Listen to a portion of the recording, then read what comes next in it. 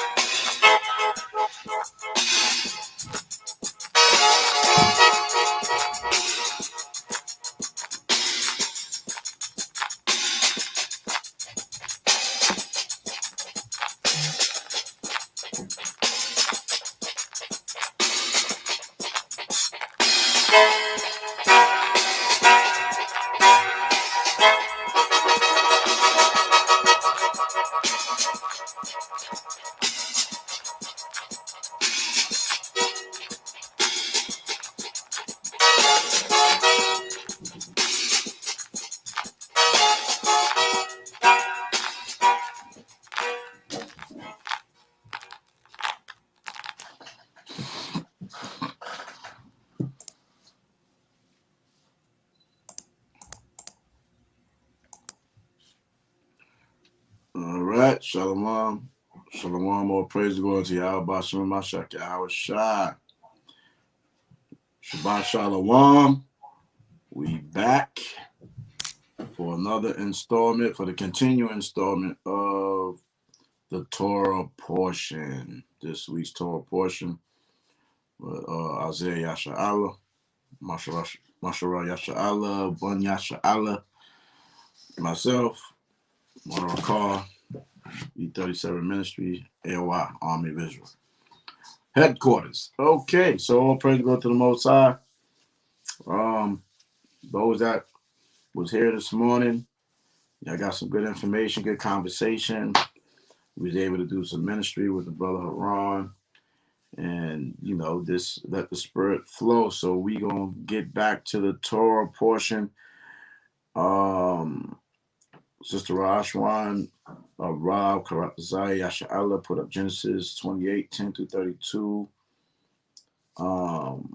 Then we got the prophets, Hosea 12, chapter 12, verse 12-14, and Gospel John 1:41-51. All right, so we're gonna go to Genesis 38, right? 28 is a lot, and go to verse 10. The book of Genesis, chapter 28 and verse 10. And Jacob went out from Beersheba and went toward Haran. And he lighted upon a certain place and tarried there all night, because the sun was set. And he took of the stones of that place and put them for his pillows, and lay down in that place to sleep. And he dreamed, and behold, a ladder set up on the earth, and the top of it reached to heaven. And behold, the angels of YAHAWAH ascending and descending on it. And behold, YAHAWAH stood above it and said, I am YAHAWAH, YAHAWAH of Abraham, thy father, and the YAHAWAH of Isaac. The land whereupon thou liest, to thee will I give it, and to thy seed. Right. So the Most High is making a covenant right now. Okay, with Jacob. He's in the, obviously is a vision. Okay, a dream, right? Where he is seeing a ladder reaching up to the heavens. Okay. And he see angelic beings, celestial beings ascending and descending, right? Like when you read Proverbs 30, it was a question that was asked. And let me see if I get it right quick. Proverbs 30 and verse 2, I believe it is. It says, for who have ascended up into heaven or descended? Angels, right? Angelic forces, right? Who have gathered the winds in his fist? Right? Of course, you could say YAHAWAH, right? But when you read Hebrews 1:1, of MASHAYACH YAHAWASHI is being mentioned that he created the worlds. Who have bound the waters in the garment, who have established all the ends of the earth. What is his name? You know that's YAHAWAH, first of all. And then it comes back and say, and what is his son's name, if thou canst tell? Right? So just as when you read about, let me go here right quick.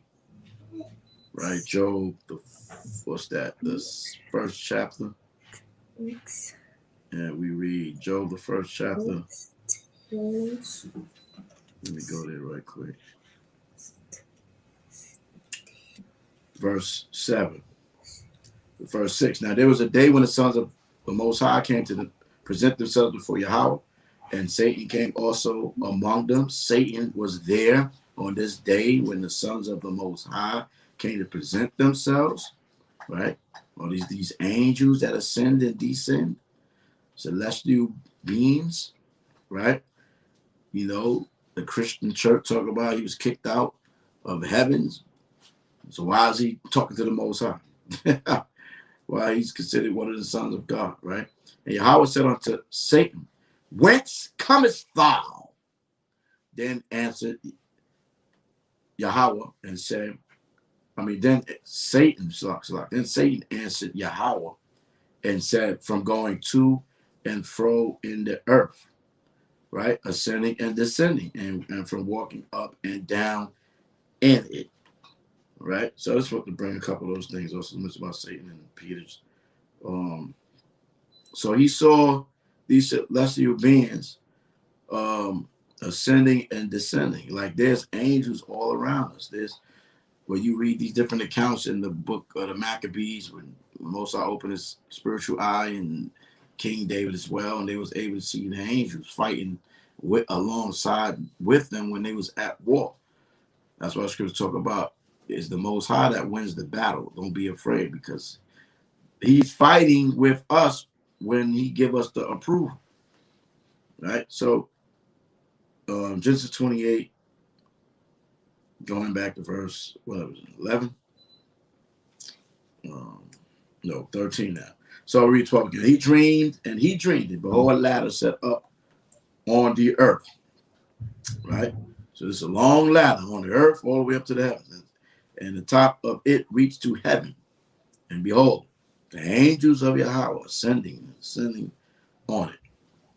And behold, YAHAWAH stood above it and said, so the Most High is on top, at the tip top of this ladder. Okay, and said, I am YAHAWAH, the power of Abraham, thy father, and the power of Isaac. So he's letting himself known to Jacob. The land wherein thou liest to give, will I give it into thy seed.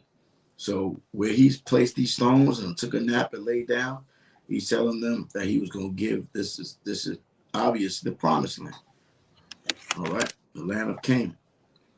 And thy seed should be as the dust of the earth. Anybody can count the dust? And thou shalt spread abroad to the west, and to the east, and to the north, and to the south. So the Lord already told us in Genesis that Israel's going to be all over the world, all over the globe. Right? Been prophesied. Okay. And in thy seed, offspring, children. Some people got a problem with the word seed. Like, it doesn't mean semen. It doesn't mean seed of copulation. Children, offspring. Okay? So if you see the word seed and it's talking about a man, that means children. Let's just stop playing games. Right? Shall all the families of the earth be blessed? Why? Because all these nations been blessed through the children of Israel. When every captivity we was in, them nations flourished. Right? The children of Israel. Okay? You see? And when we was in our own kingdom, we flourished. All right? But when you read the scriptures, if they, Genesis 12:3 said, blessed be him that blesseth thee, and cursed be them that curseth thee. All right? So those that want to decide to use the curses and destroy us, you right? They're going to get judged. And behold, I am with thee, and will keep thee in all places whither thou goest, and will bring thee again to this land. So this is a promise to 3 men thus far: Abraham, Isaac, and Jacob. You know what I'm saying? Jacob had been like, nah, man, you tripping. What am I smoking? Some of the mandrakes? I'm hearing voices. He had to have faith too. Right? And bring thee again to this land, for I will not leave thee until I have done that which I have spoken to thee. I will not leave thee until I've done that which I have spoken of thee of. Salaklia. Mm-hmm. Tuada, I want to pull a script real quick. I won't be long at all. No, take your time. Tuada. I want to pull Hosea chapter 3 real quick. I'm sorry, not Hosea. I apologize. It's Joel. And the reason being is because the way that this verse is worded, understanding Genesis chapter 28 will help you to understand what the Most High is saying. Okay, so for everybody that's watching, are we screen sharing? We should be screen sharing. Okay. All right. So Genesis chapter 28 and Joel chapter 3. Let's go back to Genesis chapter 28, and everything that the elder was saying is on point. So Genesis chapter 28, verse 15, and it reads, now this is a promise of the Most High. He says, and behold, I am with thee, and I will keep thee in all places where thou goest. And look what the Most High says. He says, and I will bring thee again into this land, for I will not leave thee until I have done which I have spoken unto thee. Now, this promise has to go beyond our father Jacob. Right. Why?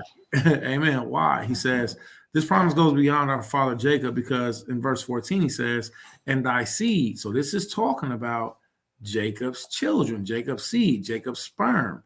All right. His children. So he says, and thy seed, thy children, shall be as the dust of the earth, and thou shalt.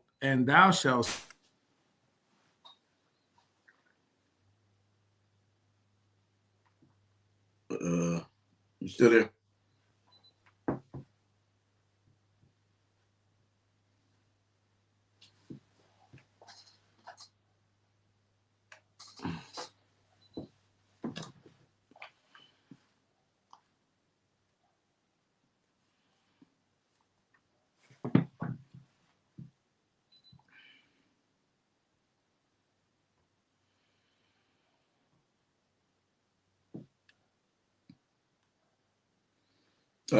Can y'all hear Zaya? Can y'all hear me? If you can hear me, let me know in the chat. For sure.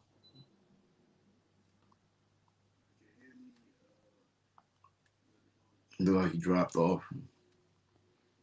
If you can hear me, put a 1 in the chat, please. Sure. Am I in the video?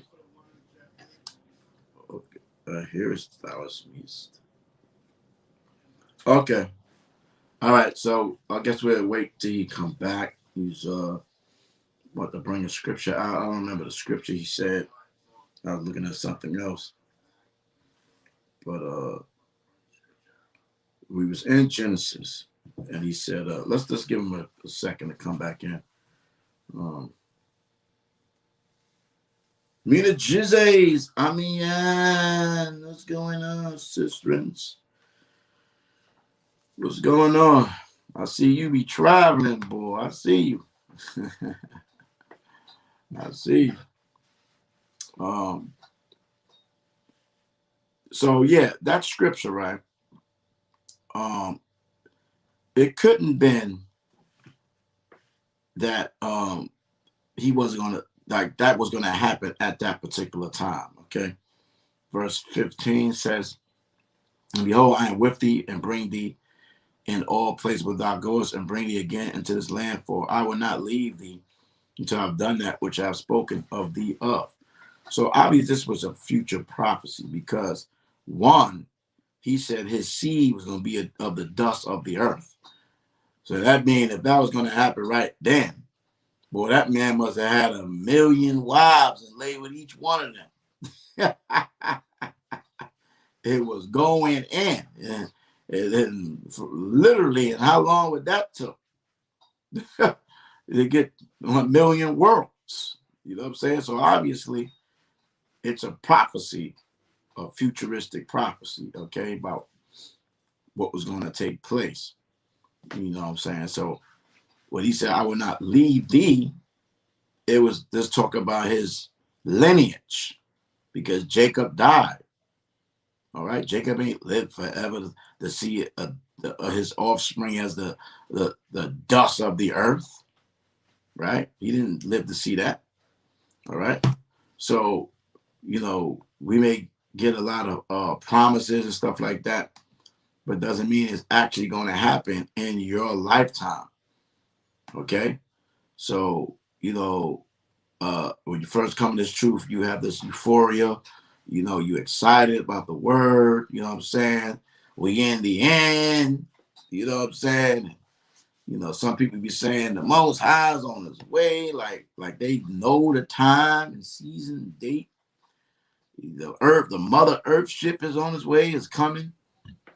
You know what I'm saying? I mean, it's like, okay, yeah, the Most High is coming whenever YAHAWASHI is coming whenever the Most High said he's coming, right? But a lot of people, you know, to me, over the years, just seeing everybody say we in the last time. Well, we was in the last time since YAHAWASHI telling he was 1 and 1. A lot of people try to act like, you know, he's coming tomorrow. You came in the truth yesterday. You know what I'm saying? He could. He could. It's possible he could come right now. You see what I'm saying? But I've been in this truth for 29, not 40 years. 29, right? And, you know, I'm still here, right? So when the Most High told Jacob he would not leave thee, I will not leave thee till I've done that which I have spoken of thee of. It was not literally talking about him, because he had children that equals to the dust of the earth. Jacob represent Israel, the 12 tribes of Israel. But God, go out and saw you back. I was stalling until you got back. Okay, Thawada, where did it come off at? Where did it come off at? You was at 15. You was about to edify that the time frame there against the prophecy. Oh wow. Okay, so it cut off a second. Okay, so it didn't go. I didn't read Joel 3 yet. No, we didn't get to get that, bro. You was in stuck worlds. Okay, Thawada. So Joel chapter 3. Joel chapter 3, and let me start our screen share so everybody can see this.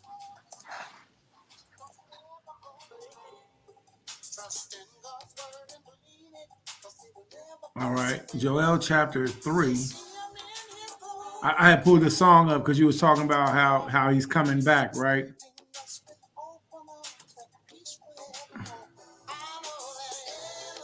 Dang, it's gonna be all right. He's coming back. Hey, like he said he would. The classics. Classics. All right, so make sure that everybody get this. Got right doing Hebrews. We can't. Yeah, man, the Hebrews will be great on that. We can't let too much of that song play because we don't want to have any issues. But that's a great song, Al Green, Reverend Al Green. Everything will be all right. He's coming back like he said he would. So in Joel chapter 3, verse 1, it says, "For behold, in those days and in that time," you have to pay attention to this phrase. This is in that time, right? Right. This is a future phrase. You have 3 future phrases all together. Behold. Behold means to look upon or to look forward or gaze upon or look at. So behold is a future phrase. In those days, that's a future phrase. In that time, right, that's a future phrase. So you have 3 phrases right here that all refers to a future context. Behold, in those days, in that time. He says, I shall bring again. I shall. There you go. Thank you. So that's 4 that future shall phrases. Is future. Yeah, thank you so much. Remember this, y'all. I don't care where you read it at. Shall don't mean right then, at that time. Shall is future, like Luke, the 1st chapter.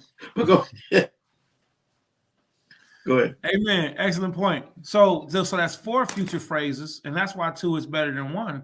And a 3-chord strand is not easily broken. I might count 3, and the elder be like, "No, look, this next one is 4." So it's better if we work together as a nation. And if you're a rib, and if you're in a plural marriage, because I'm always going to plug the poly worlds because we're supposed to work together as a nation.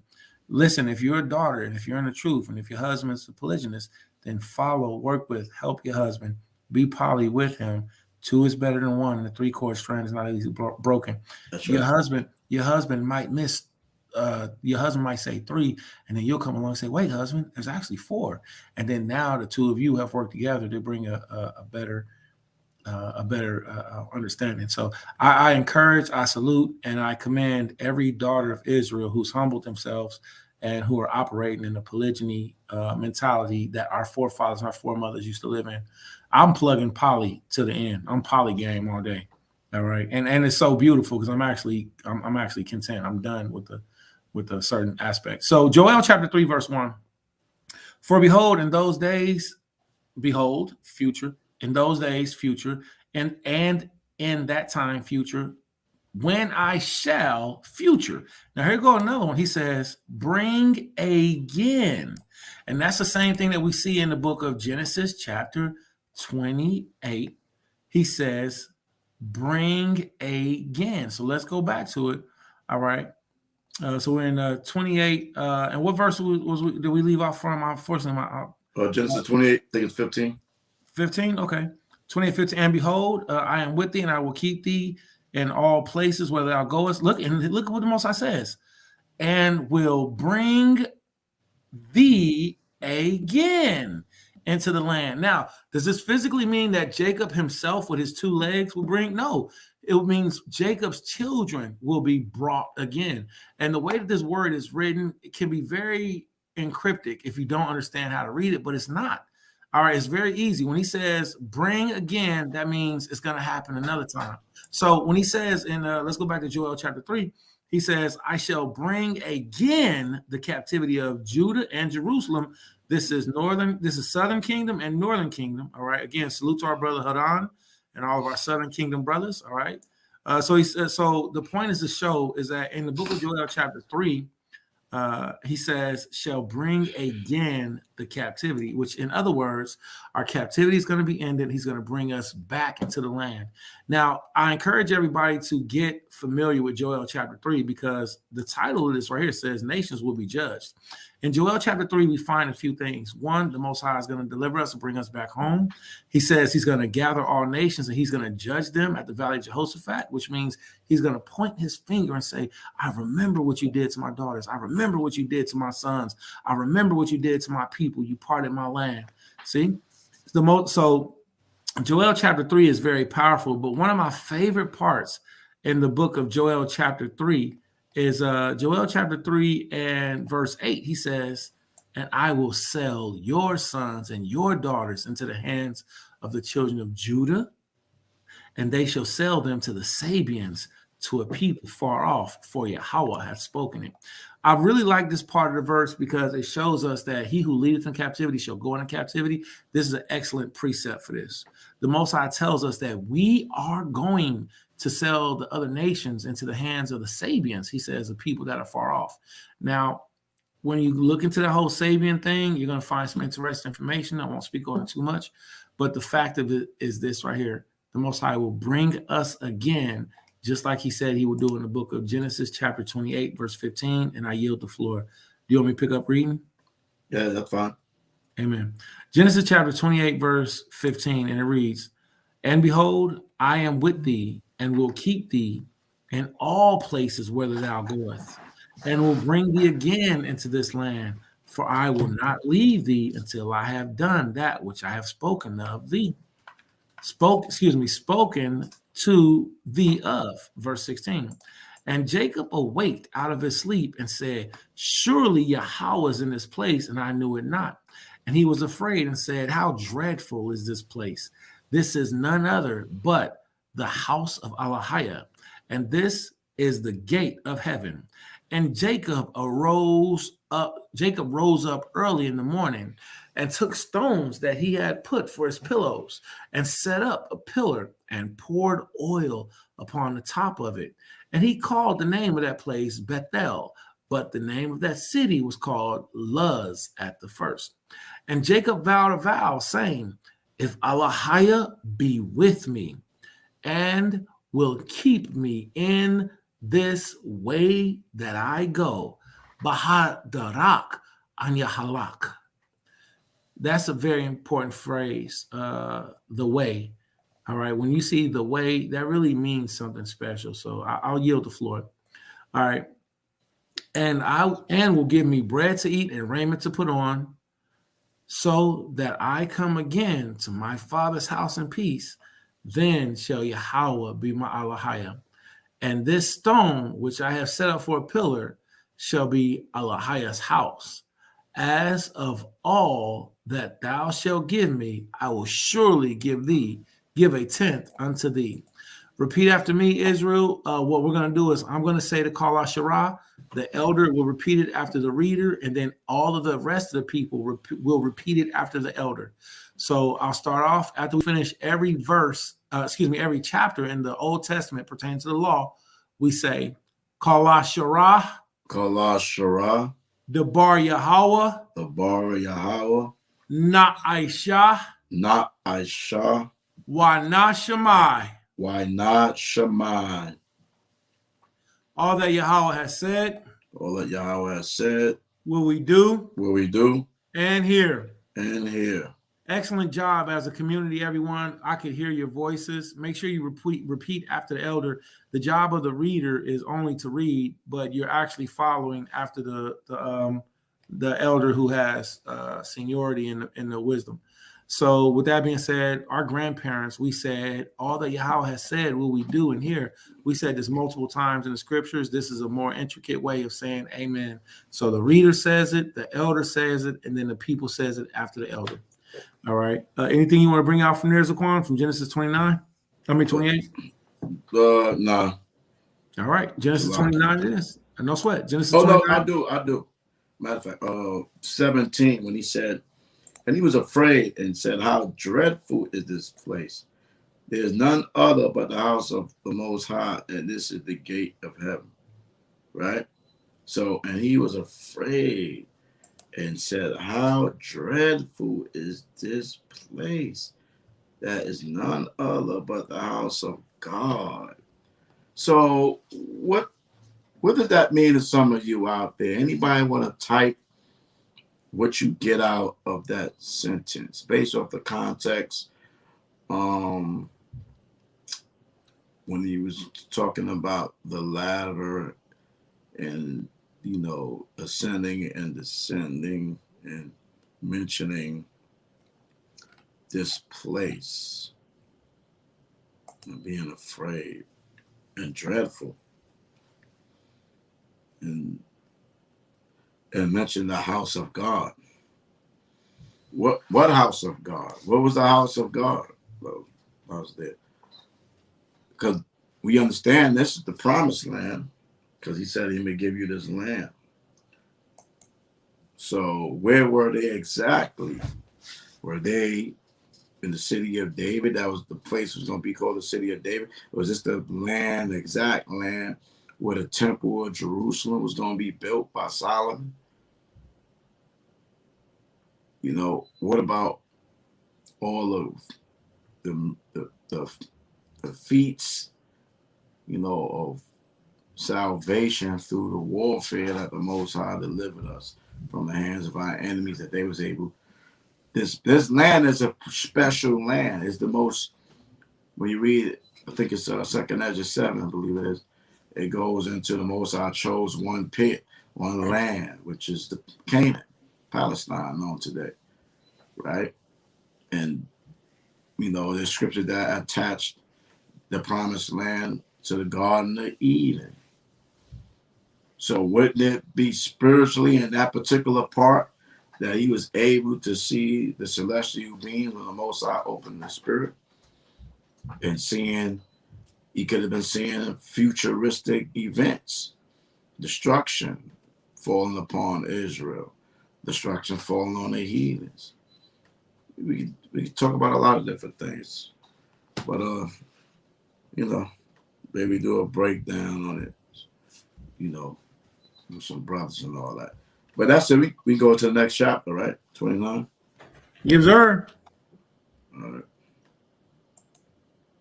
All right. Next chapter, the book of Genesis, chapter 29. Barrenness. And for those of you who are watching YAHAWASHI, please share this out. All right. And help the other family members to be able to participate in the listening and reading of this week's Torah portion. Now, remember, when we finish each segment, we say, Kal Yasharah, the body of YAHAWAH, Maharawchaa, Shammai, which means all that the Most High said will we do and hear. All right. So I'm going to bring up the Zaquan as wait, let me see if I can do just one. All right. And let me see. Oh, it's not working. Okay. Well, I'll just do it like this. Okay. So Genesis chapter 29, verse Akkad. And it's about to really start getting interesting because we're going into us meeting the people of the East, all right, which is a phrase that we can also find in the book of Baruch chapter 4, all right, when the families of the East, they saw us go into slavery. Excuse me, this includes the Nabateans, the Bedouins, this includes the Arabs, the Africans, the Libyanites, all these nations, they seen us go into captivity. So learn this part so you can learn your history. And if you are a woman in this truth, you really want to learn this week's Torah portion because you get to get a deeper view of your mothers. Genesis chapter 29, verse 1, and it reads, Then Jacob went on his journey and came into the land of the people of the east. And he looked, and behold, a well in the field, and lo, there were 3 flocks of sheep lying by it. For out of that they watered the flocks. And a great stone was upon the well's mouth. And thither were all the flocks gathered. And they rolled the stone of the well's mouth and watered the sheep, and put the stone again upon the well's mouth in its place. Now, something interesting I want to point out real quick was that we see that the shepherds removed the stone from the well's mouth, and they all gathered together to do this one act. That means that stone must have been pretty heavy. Verse 4. And Jacob said unto them, My brethren, Achium, whence be ye? And they said, Of Haran are we. And he said unto them, Know ye Laban, the son of Nahor? And they said, Khan, Yadai La'ach, we know him. And he said unto them, Is he well? And they said, He is well. Kol Toab. And behold, Rachel, his daughter, cometh with the sheep. And he said, Lo, it is yet high day, neither is it the time of cattle. Neither is it time that the cattle should be gathered together. Water ye the sheep, and go and feed them. And they said, We cannot until all the flocks be gathered together, and till they, you see that? Remember when I said all of the men had to be together in order to roll this stone away? Watch what happened. So, our father's like, yo, roll this stone away so that this woman can get water for her cattle, for her flock. And it was like, we can't. We got to wait till everybody gets here. Watch what happens. And they said, we cannot until all the flocks be gathered, until they roll the stone from the well's mouth. Then we water the sheep. And while he yet spake with them, Rebekah came with her father's sheep. Rachel. Thank you, King. Rachel came with her father's sheep, for she kept them. Interesting here. A lot of the sisters think they say the man is supposed to work and provide all the worlds. She wasn't married, granted, but she was learning how to do what? Work. She kept the flock. It said she kept them. Now, did Laban have any sons?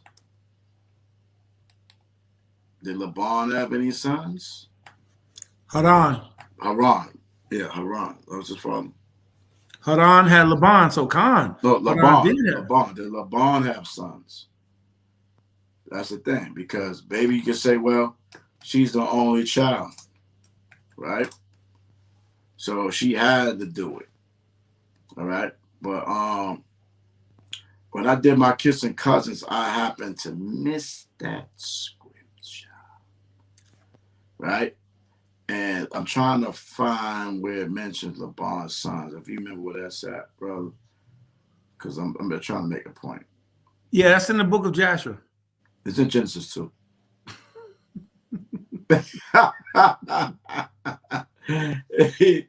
Yo. Yeah. All right, here you go. Genesis 31:1. It says, and he heard the words of Laban's sons, saying, Jacob hath taken away all that was our father's, and of that was our fathers have he gotten all this glory. Now, it could be, maybe they wasn't born at this time. Maybe they was born after, right? But he had sons. Okay, but Rebecca, being a woman, kept the flocks, right? So she was a working woman. Any sisters got a problem with that in the chat? That you see your foremother Rachel, which was beautiful, we're going to find out, and well favored, kept the flock, right? Just like King David did. He kept the flocks. Very interesting thing, showing you that the women did labor. But go ahead. All right, con. Boa. All right, so we're in the book of Genesis, chapter 29, verse 10. And it came to pass when Jacob saw Rachel, the daughter of Laban, his mother's brother, and the sheep of Laban, his mother's brother, that Jacob went near and rolled a stone from the well's mouth and watered the flock of Laban, his mother's brother. Uncle Laban. Let's just make sure we put all things together. Uncle Laban, Rachel will be his first cousin, and he alone was strong enough to remove the stone from the well's mouth. I don't know if that's how corrupt is y'all trying to allude to. Yeah, that's where I was. Yeah, you got it. Go ahead. Okay. So it was saying above that these men had to wait for others to help move the stone, but Jacob was able to do it by himself. Jacob saw the zone. He saw Rachel. What it said? He saw Rachel, right? And the sheep of Laban, his mother's brother. He saw the sheep, and Jacob went there and rolled the stone from the well's mouth and watered the flock of Laban's mother's brother. So he gave the sheep water. He was working. You know what's interesting? He did the same thing that his mother did. Yep. Mm-hmm. Yep. All right. And guess what? Rebecca was working. She was watering all the camels, carrying the water, getting them arms strong, right? You know what? Something this Aqua from Natazar, she had brought out that camels can drink up to 30 gallons of water in one sitting, and that Eleazar had, from what we've seen, I'm just going to guesstimate about 10 camels with him. So that's a lot because he had brought an army with him. So that's a lot of back and forth, filling up the vessel, watering the camels, because camels can drink water and they'll drink, but then they'll store water. They'll drink and they'll store water. They'll drink and they'll store water. So, if anybody who talks like Jacob was lazy, not at all. He was hardworking. He was a hustler. He was a gritter. When it came time for him to put in the work, he put in the work. But outside from that, we some homeboys. Right? It says a camel may drink 20 to 30 gallons in 10 minutes. An Arabian camel can drink 15 gallons of water in 10 minutes. Camels can drink about between 30, 50. So this is what you said. Right? I wonder how much did that go with how much they store too, because they drink, and then how much they store. But that's something for another time. But they said they could go. They said they could go long periods of a time without water. Let me see.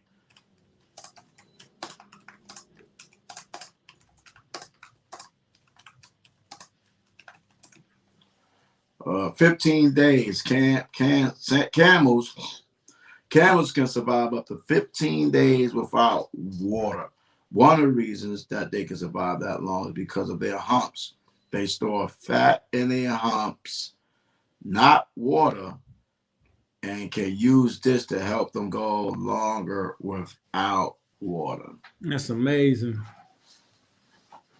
Absolutely amazing. Most I make all type of stuff.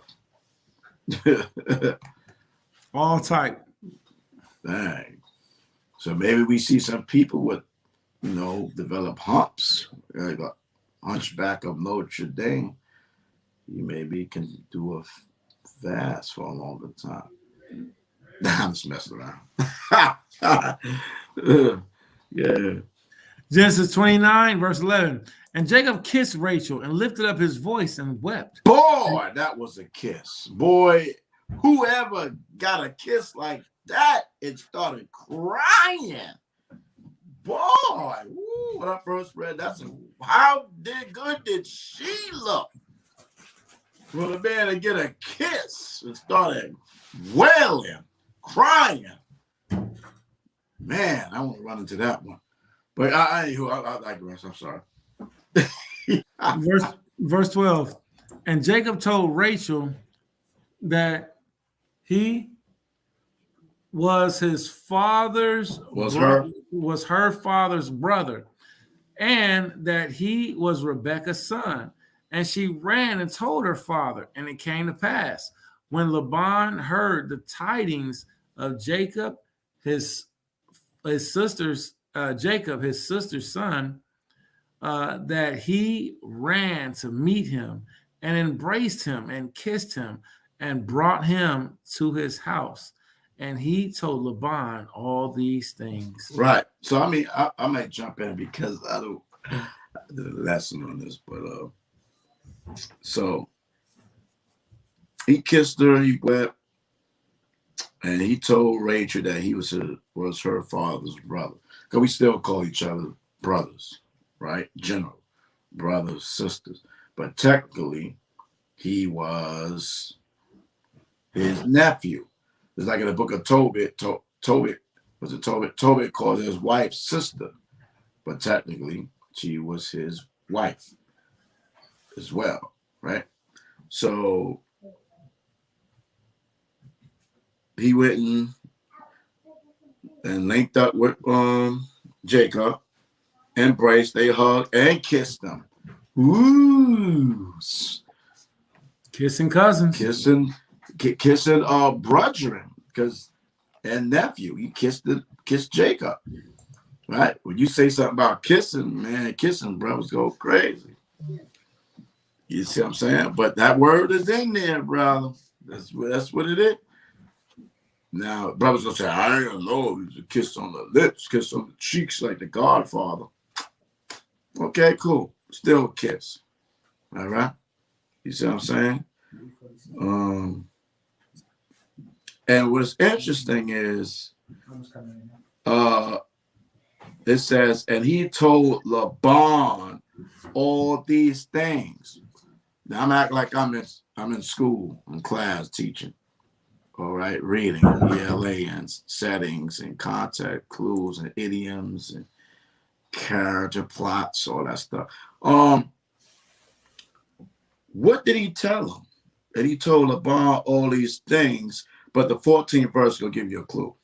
And Laban said to him, surely thou art bone in my flesh. So why would he make that statement? What did he tell Laban for him to say that? What do you think? Anybody know?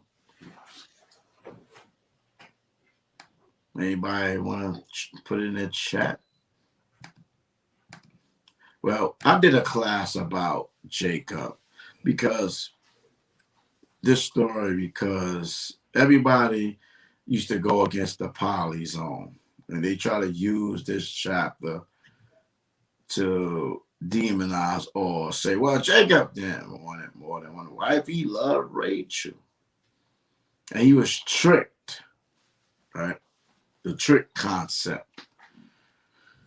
But what does Jacob mean? What does the word Jacob means?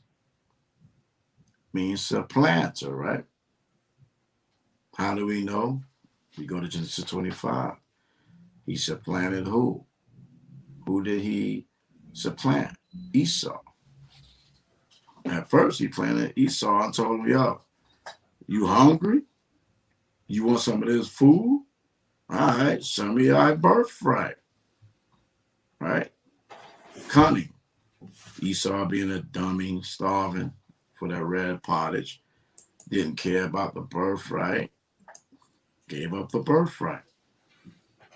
Then, when his father Isaac was about to give up the ghost and was blind and couldn't see, prophecy had to be fulfilled. Obviously, his mother knew the prophecy. So she told him to go in there and deceive his father Isaac. And he was like, hold on, I'm going to get a curse instead of a blessing. Wait a minute, boy, you trying to set me up. Who art thou doing this?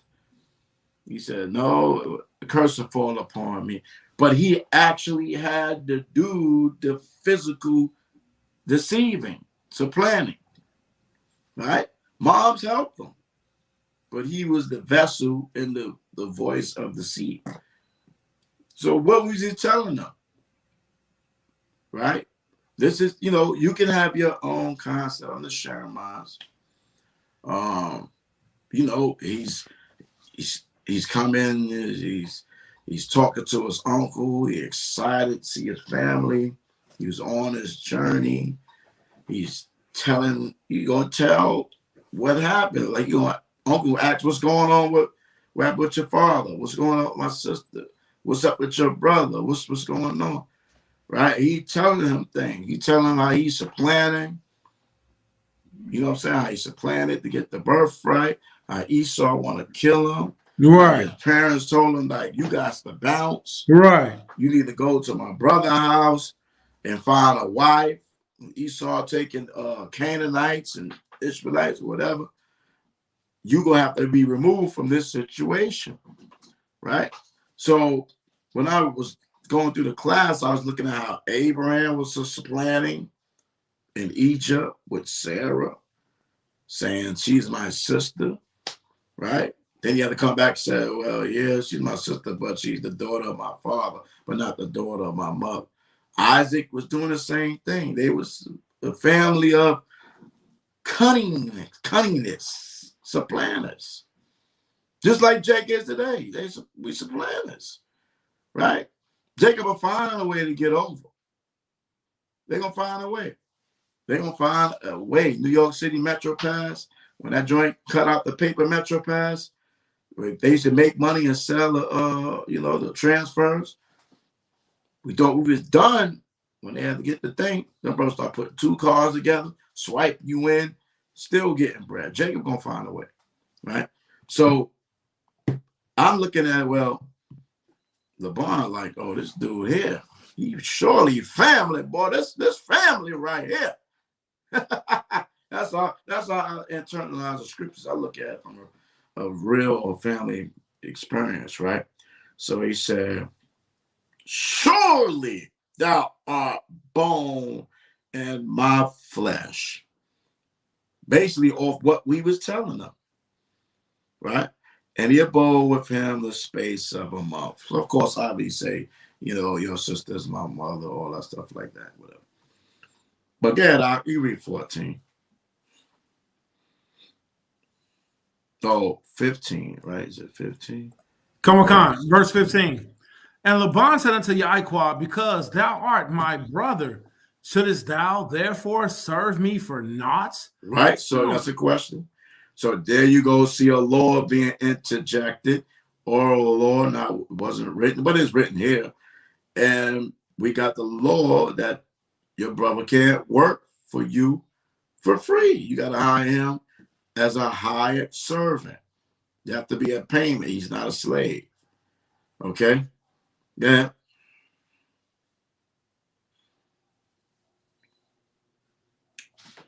It says, tell me, what shall thy wages be? So you have to pay him. Yeah, bro. You going? And Laban had two daughters. The name of the elder was Leah, and the name of the younger was Rachel. Leah was tender-eyed, but Rachel was beautiful and well favored. What does that mean? Right? Tender eye versus beautiful and well favored. Tender eye, she was shamefaced, reserved, quiet, shy. Rachel was gorgeous to look at, right? And well liked, well favored, well developed, right? It's this reality of, situation. You got siblings, and one is popular, one is not, one is considered beautiful than the other or more handsome. So, and she was younger, doesn't mean anything at the end of the day too, but that was, some people try to say she was ugly, you know what I'm saying? But like Jeremiah said, when we talk about my mother, I'm Judah. My mother wasn't ugly. Right? She tender-eyed. You can look it up. But go ahead. Come on, Khan. Let's see. What verse we in? I started looking up another word. We was at the tender-eyed scripture, verse 17. 17. Mm-hmm. Now, I went to the tender-eyed verse. I'm going to share it real quick on the screen share. All right. You know what? No, I'm not. Yeah, bring it up. Well, let me stick to the script so that way the reading will be shorter because we got a lot to go through. So I'm gonna put the screen back on thou and do the screen share. I was waiting to see what you got. I mean, we still got to edify the world. Okay, especially Genesis. Genesis is just not like thou shalt not do this, thou shalt not do that. Thou, you know what I'm saying? It's just. I mean, we can read it just to read it through, but. Well, I went to the word tender, and the word tender is rak. So it says tender-eyed. That's the ra'ash and the kap. So it's rak. So the word rak stands for tender 9 times, soft 3 times, faint-hearted, 1, weak, tender-hearted. It means tender, soft, delicate, weak. Tender, delicate of the flesh, weak of heart, timid, soft of words, gentle of words. Gentle of words. So then we have rak right here, which is rak from H3710. It means tender. It says literally or figuratively, by implication, weak, faint, faint-hearted, soft, tender, tender-hearted, 1, weak. Rak. Raya, this is the 2 characters. Raya, it means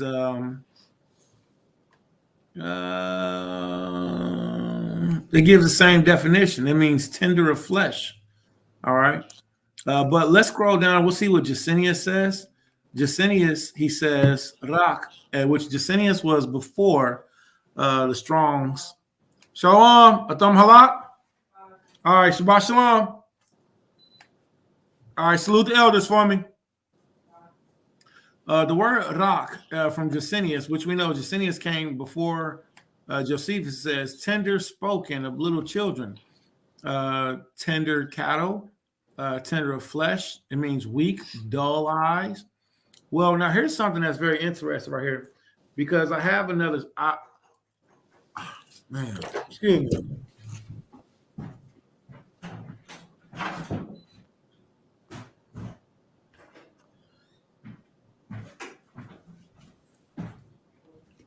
Slack, I apologize. I have seen another scripture where they implement that, and it's going to sound a little strange, but I mean, it's written. Nor am I teaching it, but it was considered that Leah had a lazy eye. I know that sounds strange. I'm not teaching it, but it's worth looking into. So verse 2, it says infirm, or as an infirmity. All right. It means weak, dull eyes, which was considered a defect. Okay. And that's it for Jacinius. So that's all I have there. Okay. Con. All right. And so that can explain where you have a contrast of beautiful, okay, and then it attacks well favored. So she was, popular or liked, You know, she was out there working amongst the men, doing, you know. You ever see a woman she's strong, she's outgoing, she's nice looking, she's talkative, right? You know, I mean, it is what it is, real life stuff. Okay.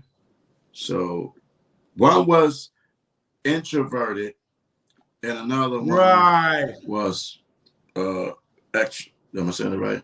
Introverted. Yeah, extrovert, yeah. Extroverted. Right. All right.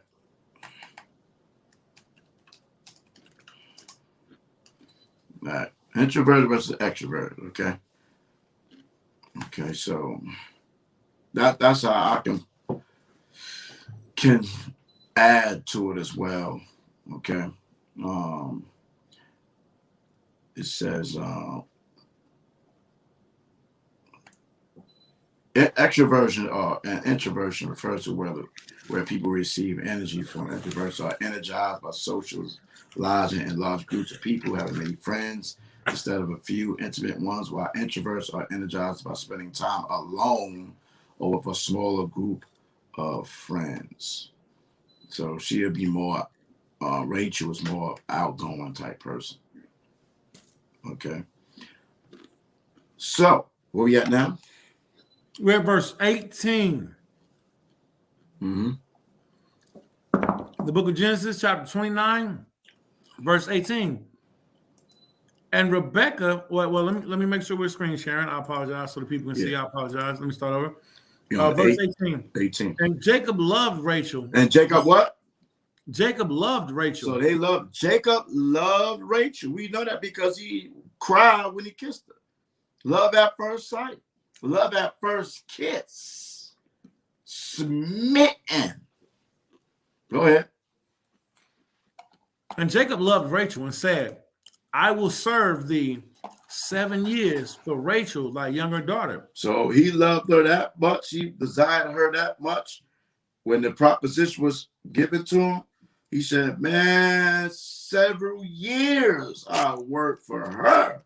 He probably was just saying it just to say it. You know what I'm saying? She's so bad. He could have been like, you be like, man, shoot, man, I'll do anything for her. I'll drink your bath. You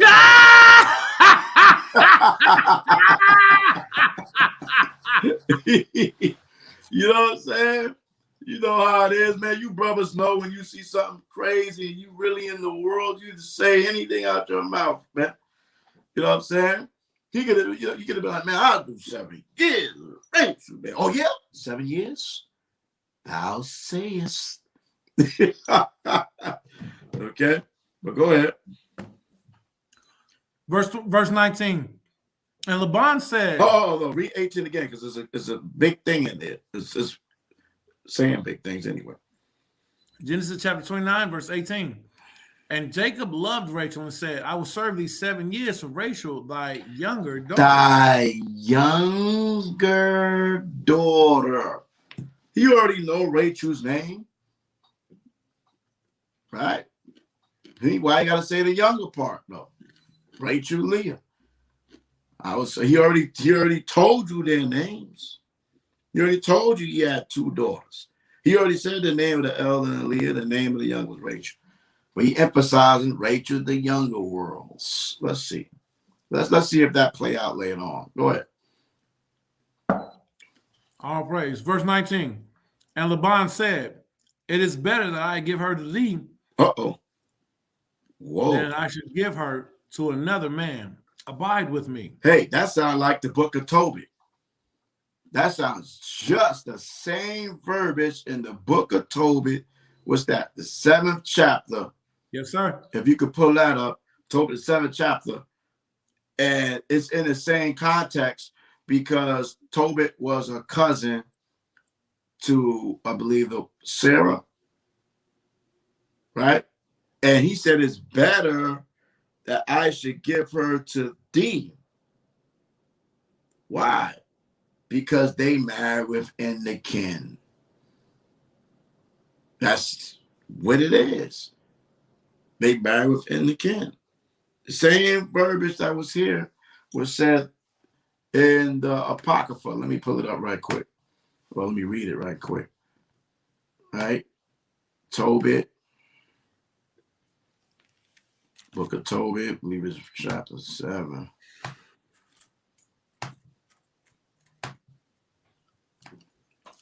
Okay, and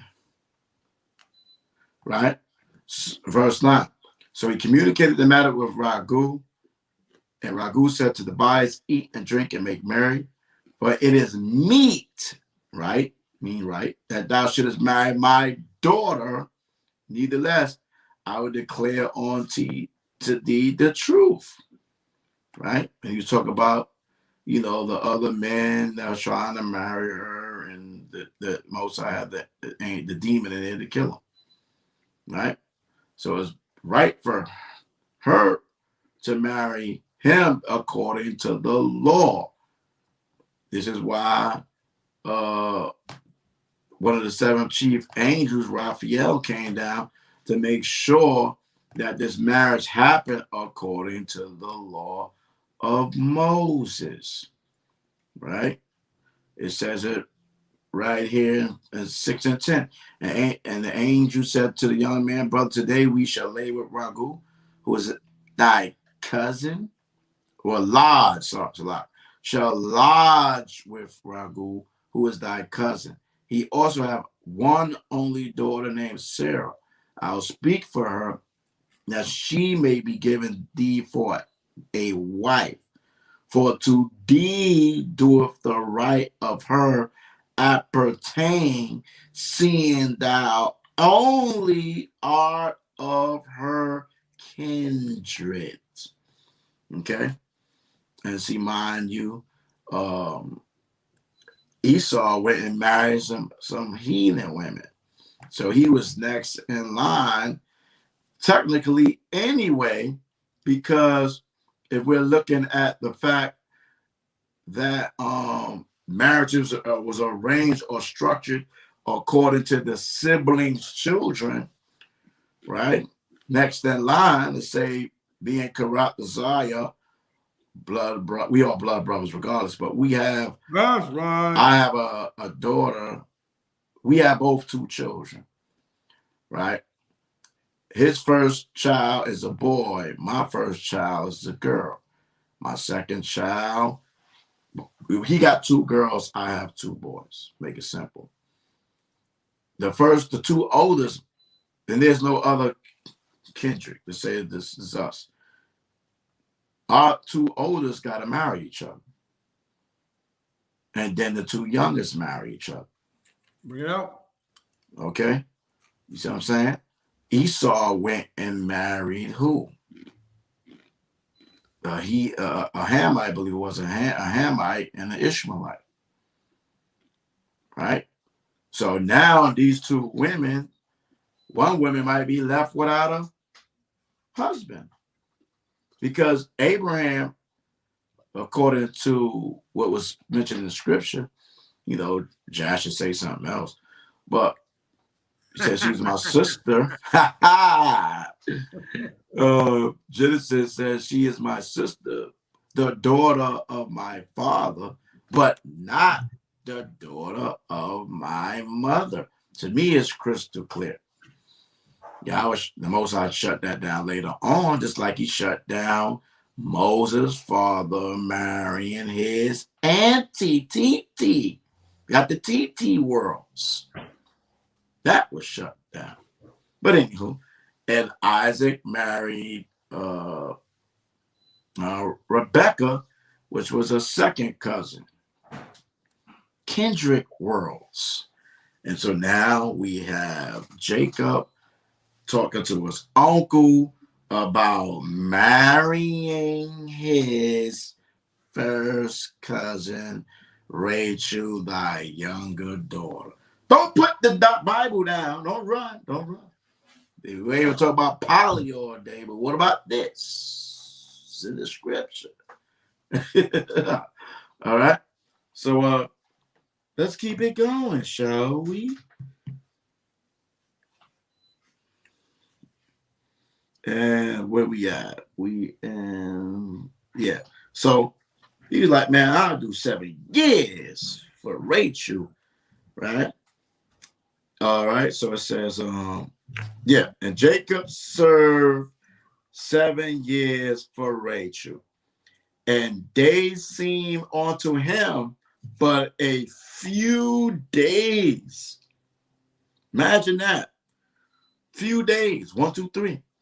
7 years seemed like a few days to the man, right? Okay. You still at the computer because I see the verse is about to go on down, right? Yeah, says, I'm here. I'm here. All right. And where you at? Now I lost my spot now.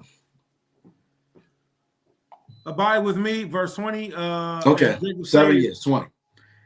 All right, and Jacob served 7 years for Rachel, and they seemed but unto him, they seemed unto him but a few days, days for the love he had for her. For the love he had to her. Now the question is, did he know Rachel prior? When he first saw her, he wept, right? And he proclaimed his love for her by wanting to marry her and would wait 7 years as a dowry for her. So there is love at first sight.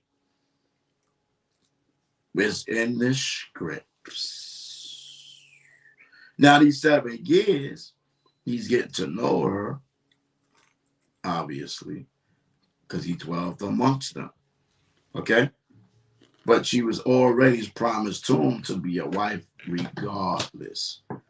So she's already a wife. She's betrothed. Go ahead. Verse 21. And Jacob said to Laban, give me my wife. Give me my worlds. For my days are fulfilled that I might go in unto her. What the man said? Give me my wife. For my days are fulfilled that I may go in unto her. Go in unto her. Jacob was ready, boy. Okay. So what happened though for the going in part? Right. 23. And he made a vow. Well, he made a vow. He made a pledge between the father to have her 7 years later. So there was a vow and commitments made from the jump. Right? Go ahead. Verse 22. Verse 21. And Jacob said unto Laban, give me my wife, for my days are fulfilled that I might go in unto her. And Laban gathered together all the men of the place and made a feast. So they had a what after that? And they made a feast. So they had a feast. Same thing in Genesis 24. Same thing in Tobit. Excellent. What about YAHAWASHI went to a wedding? Right. Why did he went to the wedding? Right? Because all steps was finally fulfilled. So sex alone is not marriage. Sex alone cannot be married because you have something called a betrothed woman.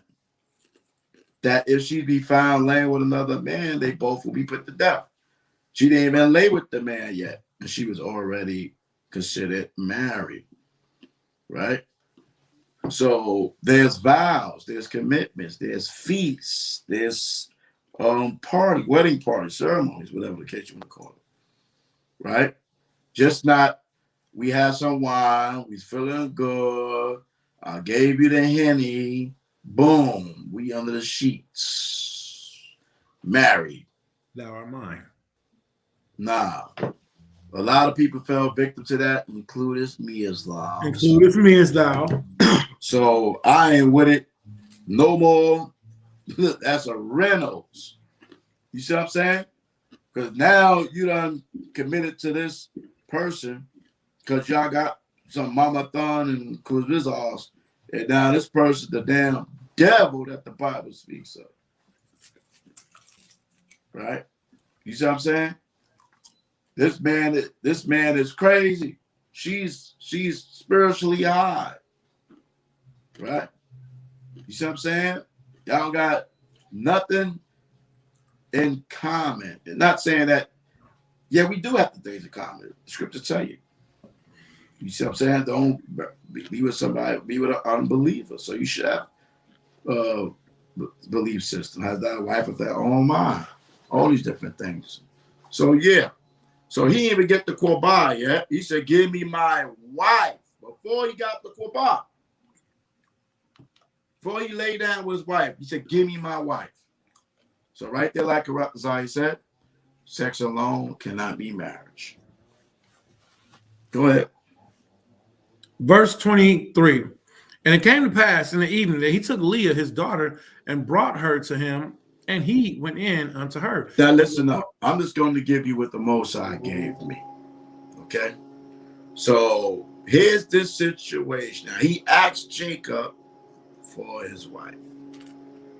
Right? So they having a feast. The barn got together, all of them in a place, and made a feast. All right? So to be honest, we know what's at feast, right?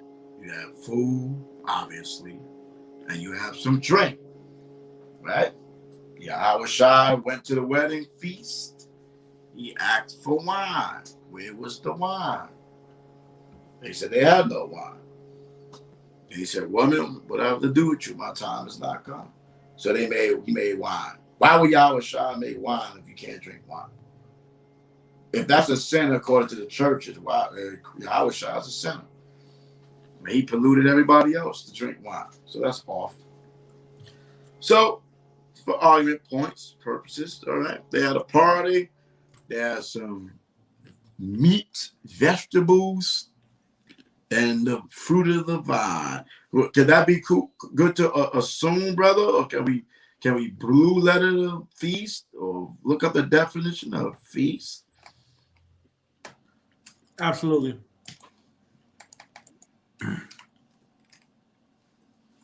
All right. Feast by definition. Yeah, I mean, because I like to get the regular, well, it's an English word. So, I mean, at the end of the day, it still means what it means. Absolutely. We'll pull up both of them. We'll pull up the root word and we'll pull up the etymology. Starting with the etymology, it's Maharawchaa, which means drink, drinkers, drunkards, banquet, drink to drink, a cup of drink of God's wrath, of slaughter, of wicked deeds, to feast. All right, that's the root word. And the word that's used there in the verse is Maharawchaa. Maharawchaa. It means feast, drink, banquet, feast, banquet, drink. All right. Few Strong's definitions. You know, we see to drink by implication, to drink, the act of drinking by implication, to banquet or generally to feast, banquet, drank, drink, feast. Feasted, feasting. Okay. So we got some drink going on. Drinking. Definitely got some drinking going on. Got some drinking going on. Got some drinking going on. Automatically, yeah. Automatically, okay. All right. So drinking, having a good time, whatever. So it says again, and the barn got together all the men of the place and made a feast. Okay. So it didn't give us a specific time that this started. But it goes in and say in 23. 23. And it came to pass in the evening that he took Leah, his daughter, and brought her to him, and he went in unto her. So now it says it came to pass in the evening. Everything's pop up in the evening. That he took Leah's daughter and brought her to him, and he, Jacob, went in onto her, because that's what he was saying. I want my wife, so I go in on her. So he wanted to get the quabah. Now this is how I think. I'm sorry. People talk about he tricked her. He brought Leah to her. So you telling me for 7 years, you can say the drink and all that. Because I drank. I'm a drinker.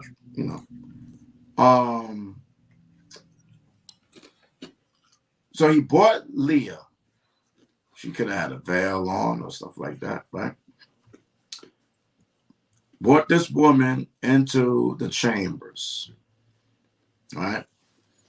And he just runs up into her without taking off the veils. Was they in a pitch dark tent or room?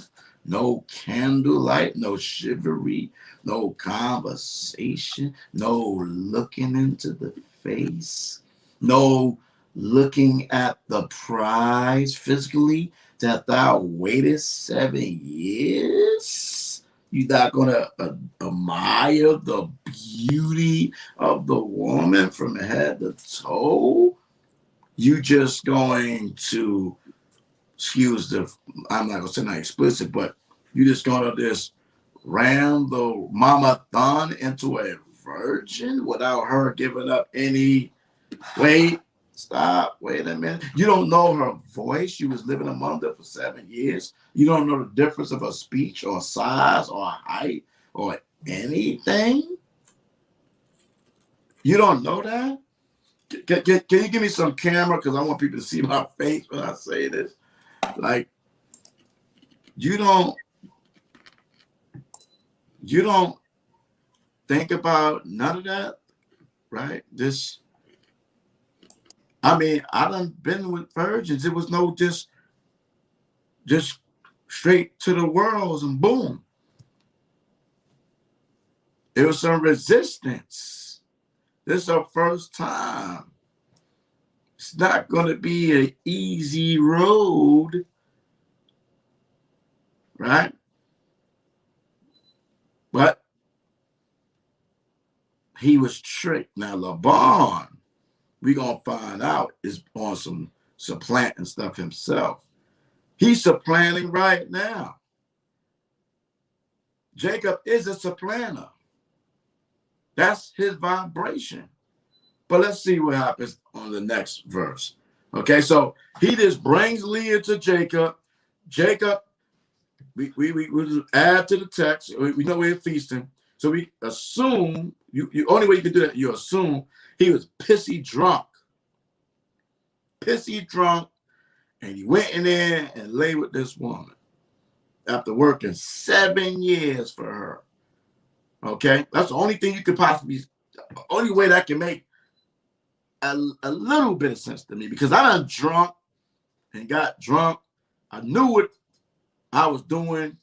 I knew who was that person at the time.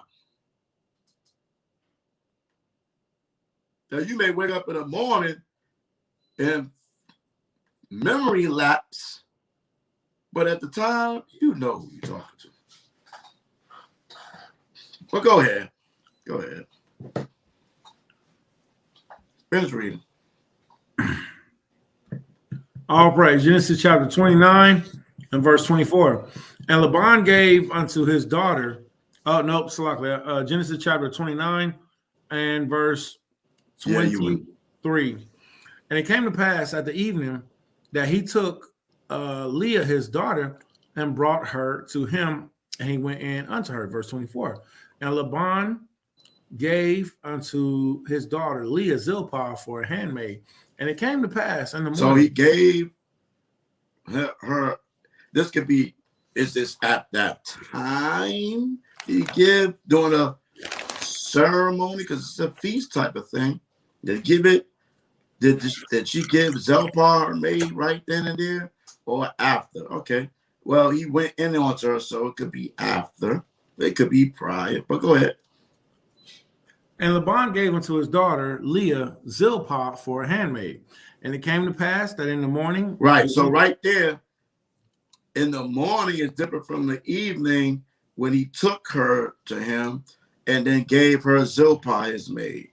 So it says, and it came to pass that in the morning. So they was in there all night long, all night long. Lionel Richie. Now, who knows? You know, this is the first time Jacob got the worlds. And you've been waiting to anticipate. But you want to really enjoy your evening? Or he was just that finished that he was a one rounder and stopped or whatever. That's what I'm thinking. I got to put myself in this reality. I have to. They have to make natural sense, not no immaculate type thing. Okay, but go ahead. Verse 24. And Laban gave unto his daughter Leah, his handmaid, for a handmaid. Verse 25. And it came to pass that in the morning, behold, it was Leah. And he said to Laban, what is this that thou hast done unto me? Did not I serve thee for Rachel? Therefore, when hast thou beguiled me? Wherefore, then hast thou beguiled me. So now he wakes up in the morning. Behold, it was Leah. So you can say, okay, well, now you realize, you can say, behold, it was Leah. Can you look up that word, behold, in that context? If that's there. Khan, absolutely. And it came to pass, the morning, behold. All right, let's go to the word tools. After we go to tools, we're going to scroll down, and the word behold. All right. Hanah. It means behold, lo, see, or if. All right. Behold, see, lo, here I, and lo. Etymology of it from the Hebrew Chaldean, hanah. It means having a demonstrative power. To demonstrative power, participle, lo, behold. All right. As to its etymology, or rather analogy, see, han, used for pointing out persons, things, and places, as well as actions. Han. Right. So it's basically to see, look, behold, I give you every green herb for me. Look, this is what I'm giving for me. The herbs. Right? Behold, thy wife. Here's your wife. Which you already did. He said, behold, here's your wife. Right? Okay. So he was able to see her coming, take her into the tent, right? But they ain't have a conversation. What, you just ran up in her all crazy like a beast? You gonna say you was a drunk? That's the only way you can make it make sense in that regards to Maharawchaa. But because I feel, and I know the scripture says he's a supplanter, and how things being said, you and then the evening hours, the morning, and behold, you see his Leah, and he said to Laban, what is this that thou hast done unto me? Did not I serve thee for Rachel? Wherefore then hast thou beguiled me? And 26, he says, what? You've been here 7 years. Yeah, you've been here 7 years now in this land. Go ahead. Verse 26. And Laban said, it must not be so done in our country that we give the younger before the firstborn. To give the younger before the firstborn. Now he is of the same house and family and lineage. Okay. And so he did live among them for 7 years. I'm sure people was getting married. Okay. And that's why when I read the script, I saw that he emphasized, I'm saying the word right. He emphasized. Emphasize. Thank you. Help me out, bro. Say it for me. That he wanted Rachel, thy younger daughter. Thy younger daughter. You see what I'm saying? Okay. So now you sitting here acting crazy, like you don't know who you slept with. Now we have some if we have somebody that can testify and say they don't remember the person they slept with, by all means, inbox me, let me know the story. I'd like to hear that one. Because to me, that's ridiculous. For you working for a woman that the days seem like a few days, okay? And you in love with this woman, and you go in there, you must ain't took the veil off, you ain't took the clothes off, you ain't laying in the bed with her. Like, what are you talking about? But go ahead. Go ahead. Verse 28. Verse 27. Fulfill her week, and we will give thee also this for the service which thou shalt serve with me 7 other years. Right. So now he said, fulfill Leah's week. So here we got another clues of how long the so-called, I guess, honeymoon. The honeymoon is a week, right? Or the marriage feast, a week. And we would give thee this also, which is Rachel, for the service which thou should serve with me. Yet, well, fulfill her week, which is Leah. Fulfill Leah's week, and we will give Leah also for the service thou shalt serve, Rachel, with me yet 7 other years. So now you have to do 14. And Jacob did so and fulfilled Leah's week, and he gave him Rachel, his daughter, to wife also. Some people miss that and think he worked another 7 years before he got with Rachel. No, he fulfilled Leah's week, then he lay with Rachel. Okay? So when I read this, I can't see how this man worked for 7 years, love at first sight, all these different things. And then Laban, he's a supplanter too, because he said, sure, you are bone of my bone, flesh of my flesh. You telling me all the stuff you're doing, you ain't gonna get over on me. I gotta watch out for you. You know what I'm saying? Like any person would do. You know what I'm saying? I don't know if he ever seen his nephew before or not, but your Ken come over there telling you stories. You like, oh, I gotta watch out for him. You see what I'm saying? So that's just that's what I see in the scripture concerning that. I don't feel Jacob was supplanted at all, because Jacob is the supplanter, and he continued to supplant until the Most High changed his vibration and gave him Israel. Okay. Even to the point where he was going to continue to take more women. For those that said he only wanted Rachel. He only wanted Rachel, but he smashed Leah and had like 6 children by her. Or 7.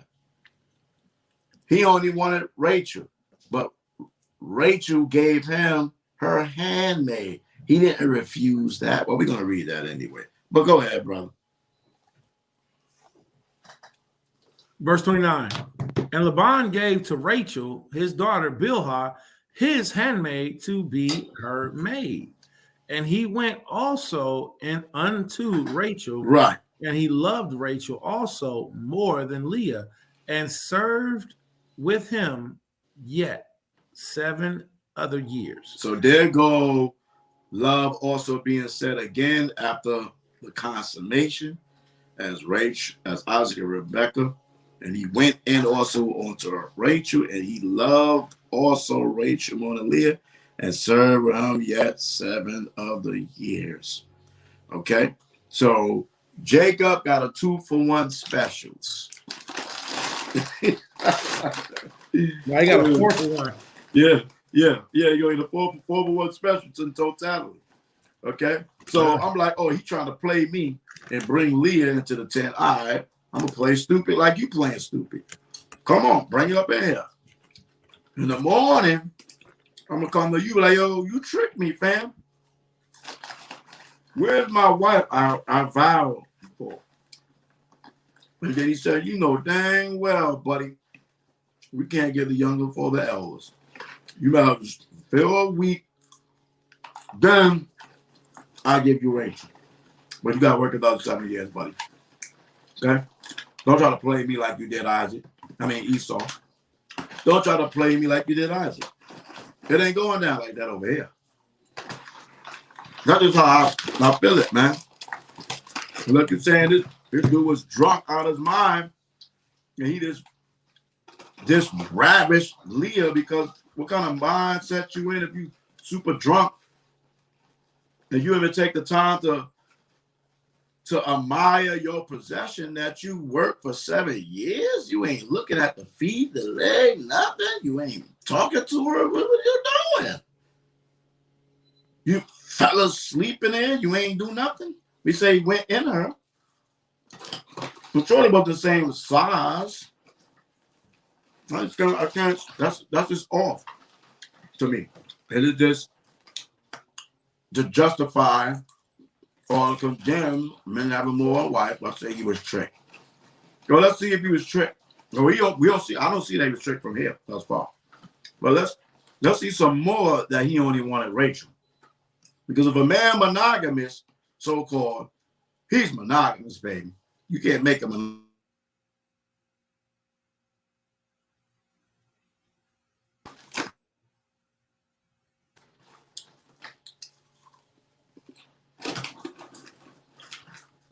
All right, you cut out for a second. You want me to read? Yeah. All right, okay. Verse 32. And Leah conceived and bare a son. Verse 31. And when Yahweh saw that Leah was hated, he opened her womb, but Rachel was barren. 32. Mm-hmm. And Leah conceived and bare a son, and she called his name Laban, for she said, surely Yahweh hath looked upon my affliction. Now, therefore, my husband will love me. Verse 33. Mm-hmm.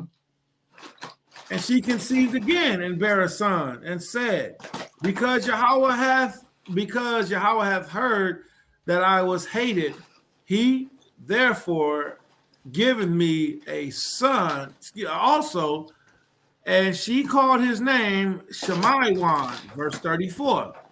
And she conceived again and bare a son, and said, now this time will my husband be joined to me, because I have borne him 3 sons.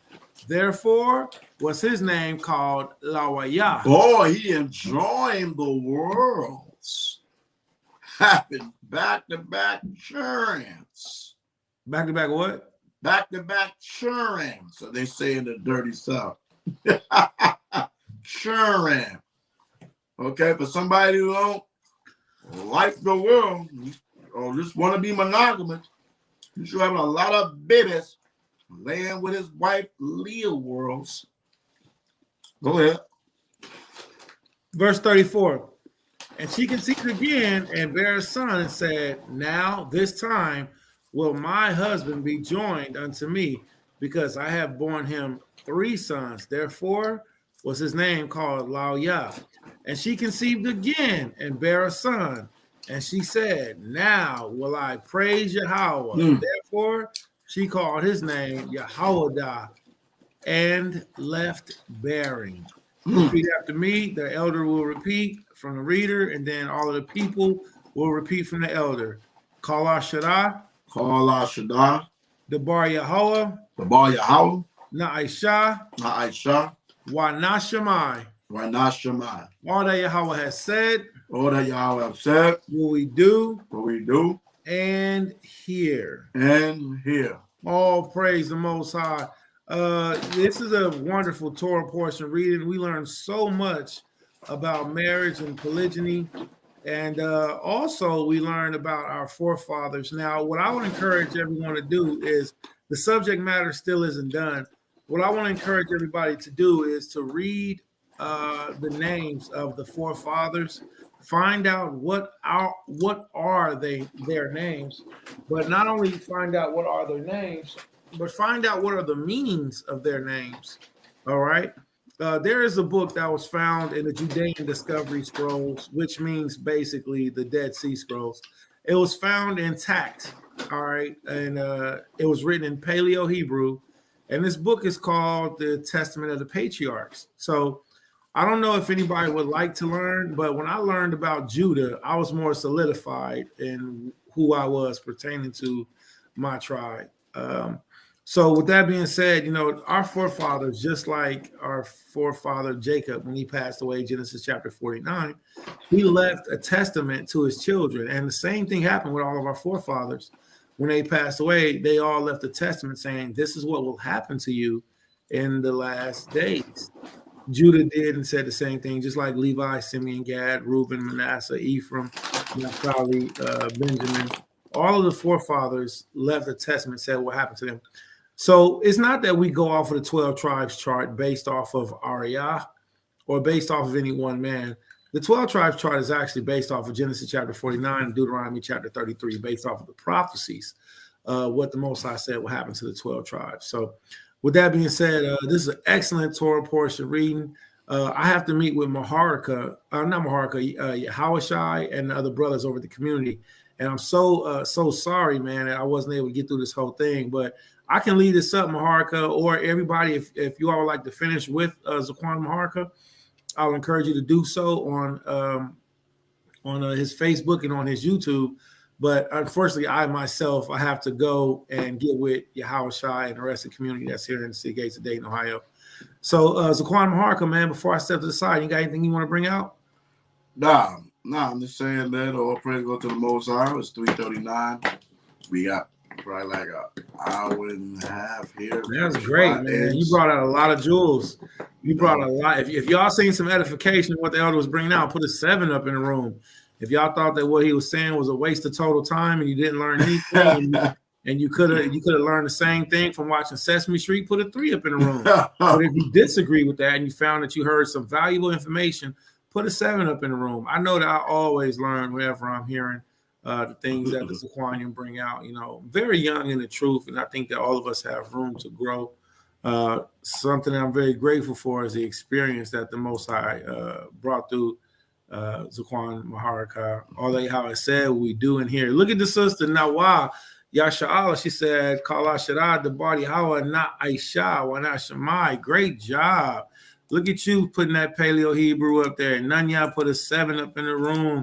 Now I'll put a 7 up in there. Ashwan Adab, she said, really 14 for the one wants it. All right, so we got them 7s. All right, we got them 7s up in there. All praise.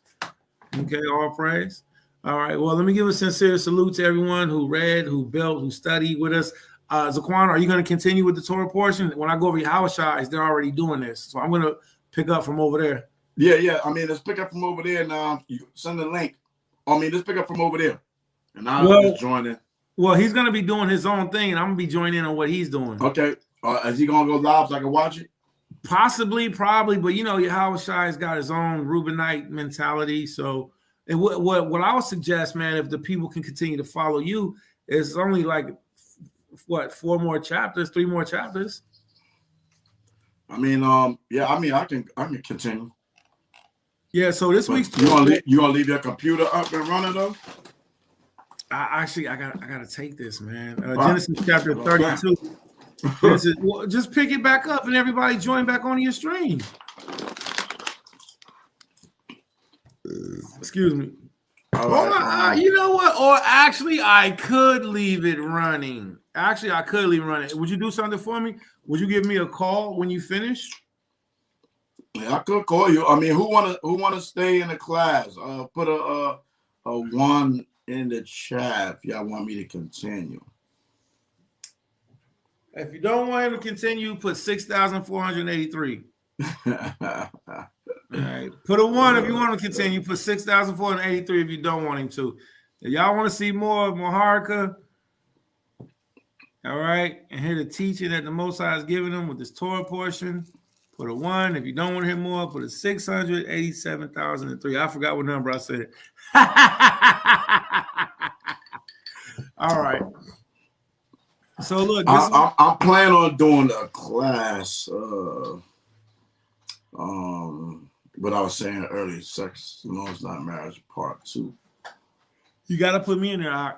You gotta put me in. So we can do it tomorrow if you want to do it. Yeah, I don't mind. Definitely don't mind. Definitely don't mind. All right.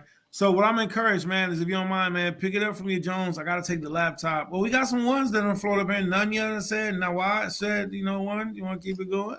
With the worlds. All right. All right. Well, let me go ahead and salute out. I'm going to leave this laptop up, and Zaquan Mahar can continue with the ministry, and then you all can continue to learn. I'm going to sacrifice. I'm going to leave my laptop because we love y'all so much as a nation. Okay. All right. Yo, Zaquan, Yabaraka, Yabashamash, you good? All right, let's go, man. All right. Shalom Lakam. Shalom, Mashpakar. Shalom, family. All right. So, where are we? Okay, so we going to chapter what? We in chapter. Let me go over here. So those that was listening, do you believe that under the circumstances that this man had this desire for this woman for 7 long years and cried when he first kissed her, and the days felt like a few days, 7 years feel like a few days, and he comes to deal with the woman. He goes in there in the evening and realizes in the morning that this is not the woman he worked for 7 years. Him being a supplanter. This is what he been doing, being a supplanter. And his uncle recognizing that as well. I just don't see it. Okay. So we are in Genesis 29. Genesis 29. Okay. So we're going to see how Rachel is going to act now, because Leah doesn't have 4 sons. She is barren. So she's getting in her bag now. Now she's in the jealous world. Okay. But you was getting all the love and attention by Jacob.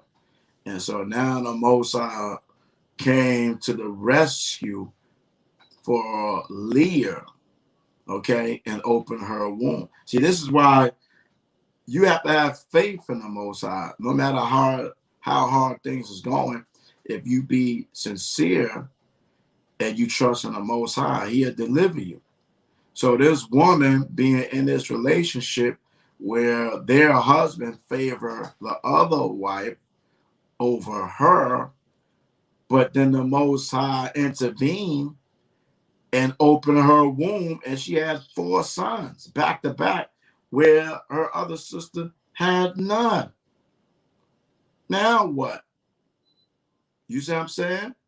So you can be favored and beautiful and well favored, you see what I'm saying? But then you be disingenuous with your sister wife or your sister, and the Most High shuts you down and bless her. Excellent So that's why, point. Excellent point. This is why you must trust in the process of the Most High. I'm witness to it. Plenty of times I thought I was nuclear smashed. See what I'm saying? And didn't knew a clue how it would turn out, but I just stood firm, didn't curse the Most High. You know, you get mad. You be like, the Most High, you. Wait, hold on. I really want to get judgments. I'll curse Satan out. Let the Most High fight for you. And so now let's see how Rachel going to act now. Is she going to be a virtuous daughter? Because we read no instance thus far that Leah got in her bag. She didn't say anything. She wasn't going off, nothing. She accepted the fact that Jacob favored Rachel. And men have favorites. I was going to do a class on that, because you a lot of your sisters or people in general, you act like this is something strange. that a man will favor one woman over another, or favor a child over another. Who is Jacob's favorite son? Who's his favorite son?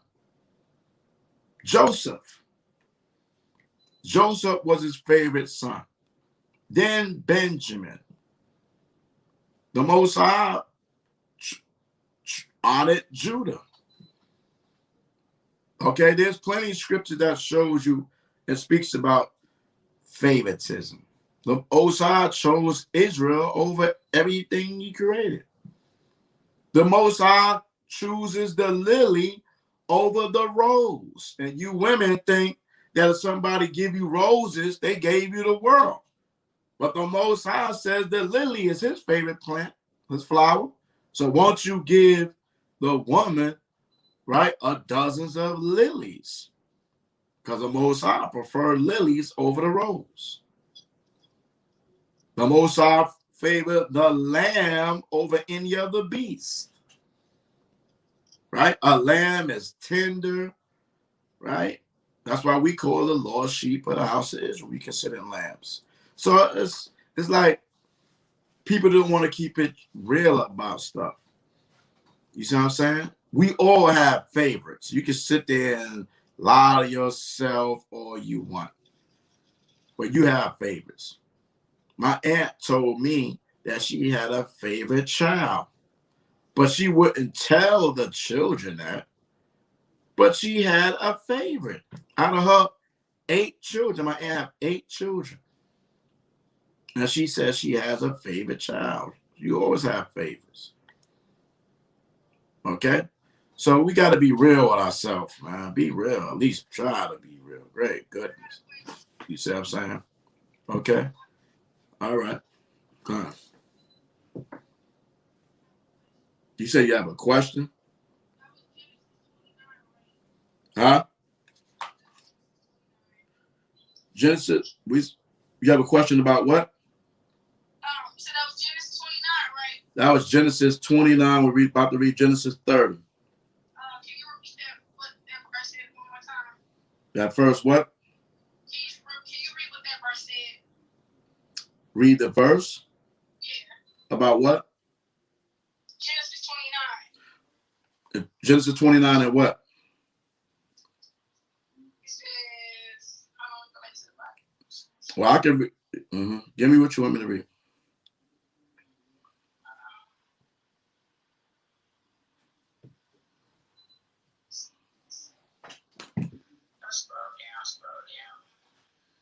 So we have a question about Genesis 29. So let's see what the question is going to be. 29 and 20. Genesis 29 and 20. All right, Genesis 29 and 20. Let's see. Genesis 29 verse 20. Yeah, I could take some questions too in the in between time.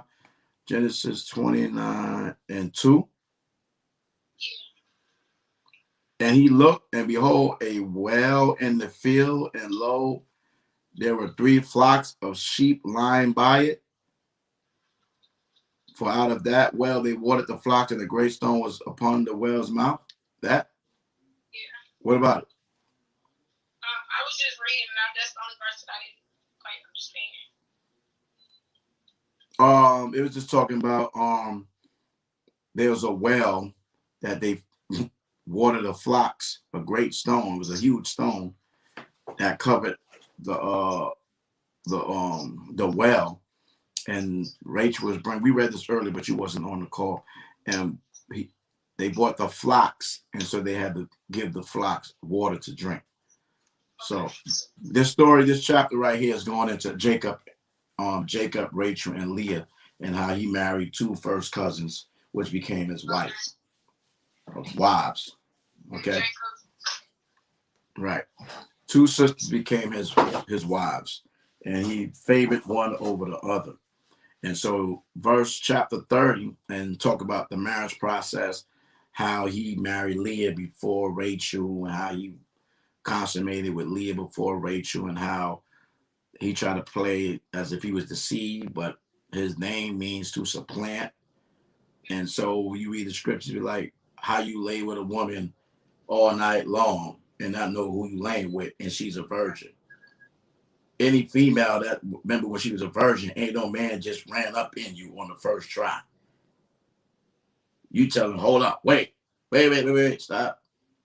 Hold on a second. This, that, and the third, hold on. And he, you know what I'm saying? Like, and a man want to look at his woman. Like, you're going to talk to her, right? You're not going to say anything. You're not going to look at her. It's pitch dark in it. It's just like, it's just crazy for people to make up a statement because they against something. Because you are against a man having more than one woman when your forefather, the father of the whole 12 tribes of the nation of Israel, the father of the Messiah, was a polygynist. And the whole nation was built off polygyny. So if you don't like it, that's fine, but you might as well even call yourself Israelite. That don't even make no sense. Why would I be attached to something I'm totally against? That's crazy. You see what I'm saying?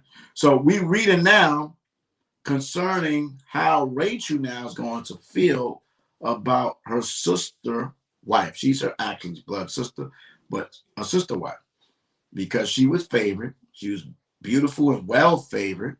Rachel was tender-eyed, right? But according to the law of the land, right? You can add that there to Romans 13. The law of the land is that the younger cannot marry before the elder. Leah was the elder sister. Rachel was the younger. So he had to marry the elder before the younger. And it's good. It's cool too, because remember, Esau was really supposed to marry Leah. And Jacob would have married Rachel anyway, according to the order of marriage. But Esau went and married some other women. So Jacob had to marry both. Right? So now let's see. Let's see if the argument makes sense when you say Jacob didn't want he only wanted one woman, but he laying with Leah all night long. All night long. Don't make no sense. Right? So now he marries Leah, or he consummates with Leah, because marries Leah, fulfill her week, did the same thing with Rachel. Now, Rachel and them having fun, they in love, but he's due benevolence with Leah, and she has 4 of Jacob's son, which is Levi, which is the priest, became the priest, and the high priest, and Judah, which became the kings. So even through her trials and tribulation of not being the favorite wife, she ends up having the top tribes in the nation of Israel, which is Judah, which the Messiah came out of. King David came out of. Solomon came out of. Great Israelites came out of the tribe of Judah. And then Levi, Moses, Miriam, Aaron, the Maccabees. She has a great lineage of grandchildren. And who do Rachel have? We're going to find out. Joseph, which is Ephraim and Manasseh. Not minimizing them, but they're not Leah's children. Issachar read the stars, the constellation, the times. So, I mean, if you put your trust in the Most High and not in you, you see what I'm saying? And in your emotion, your feeling, the Most High can bless you. So up to this point, Leah ain't said anything out of order. Let's see what Rachel does. Let's see how she get it in. Let's see how she get in her feelings. Genesis 30:1. And when Rachel saw that she bare Jacob no children, Rachel envied her sister. Where did it say that Leah envied Rachel? Remember, she was tender-eyed, right? See what I'm saying? She was shamefaced. She was a quiet girl, introverted. Now, Rachel was envying her sister now because she ain't having no children, and said unto Jacob, her husband, give me children or else I die. So now she's blaming her husband for her not having children. Now, you know he laying down with Rachel because he favored her. You know he's sleeping with her. You know he's laying it down, whatever. He's doing, you know he's going to be probably doing it. He's going to be doing it more with her because he favored her. But he still do benevolence with Leah. But Leah's getting pregnant now. And Rachel is not. So she's in her bag. So now she's getting disrespectful with the mouth and say, give me children or else I die. She's proclaiming death over her life because she's in her feelings and she's not thinking. She's making spiritual contracts, spiritual vows with a death angel. Give me children or else I die. Okay? That's why the scripture says life and death is in the power of the tongue. We have to watch the things that you say out of your mouth. Period. Okay? Hold on. I can hear it, so I know y'all can hear it. Mute your line if you're going to be saying anything in the background, please. So at Jacob's anger.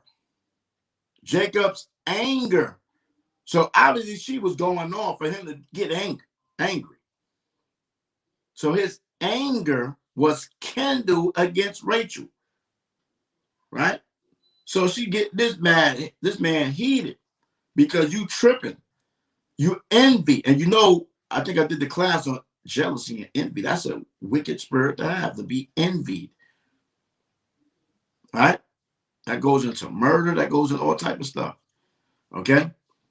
And Jacob's anger was kindled against Rachel. And he said, am I in the Most High stead?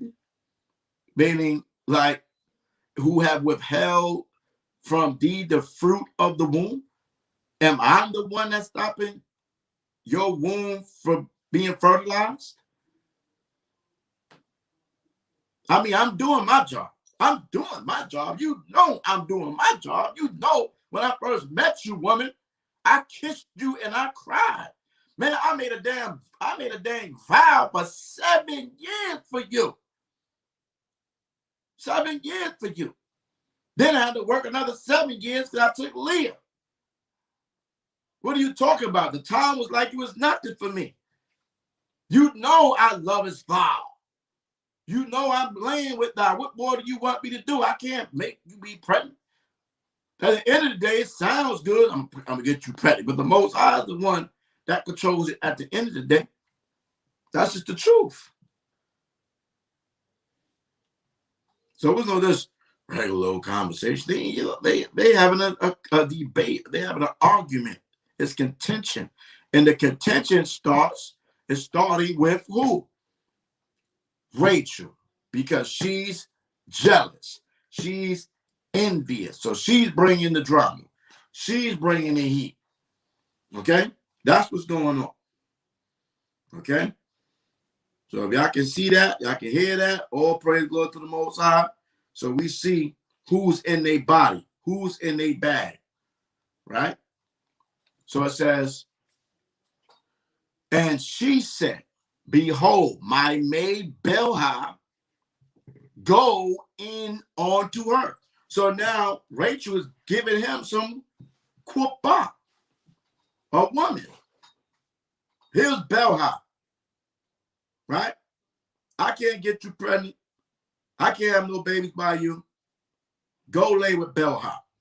Go in onto her, and she should bear upon my knees. So she's a servant, that I may also have children by her, because this woman is a slave, so the children belongs to the master. Okay? So Israelites had servants. It's in the 10th commandment.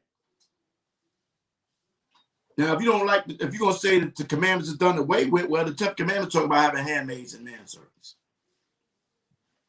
Okay? Right? So now, well, how did Jacob respond? Because you people say he was the monogamous brute. He only wanted Rachel, but he had 2 women, Leah and Rachel, which is first cousins, which is his mother's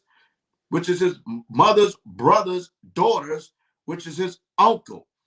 See how deep the rabbit hole goes? You see how deep this marriage system can go? Huh?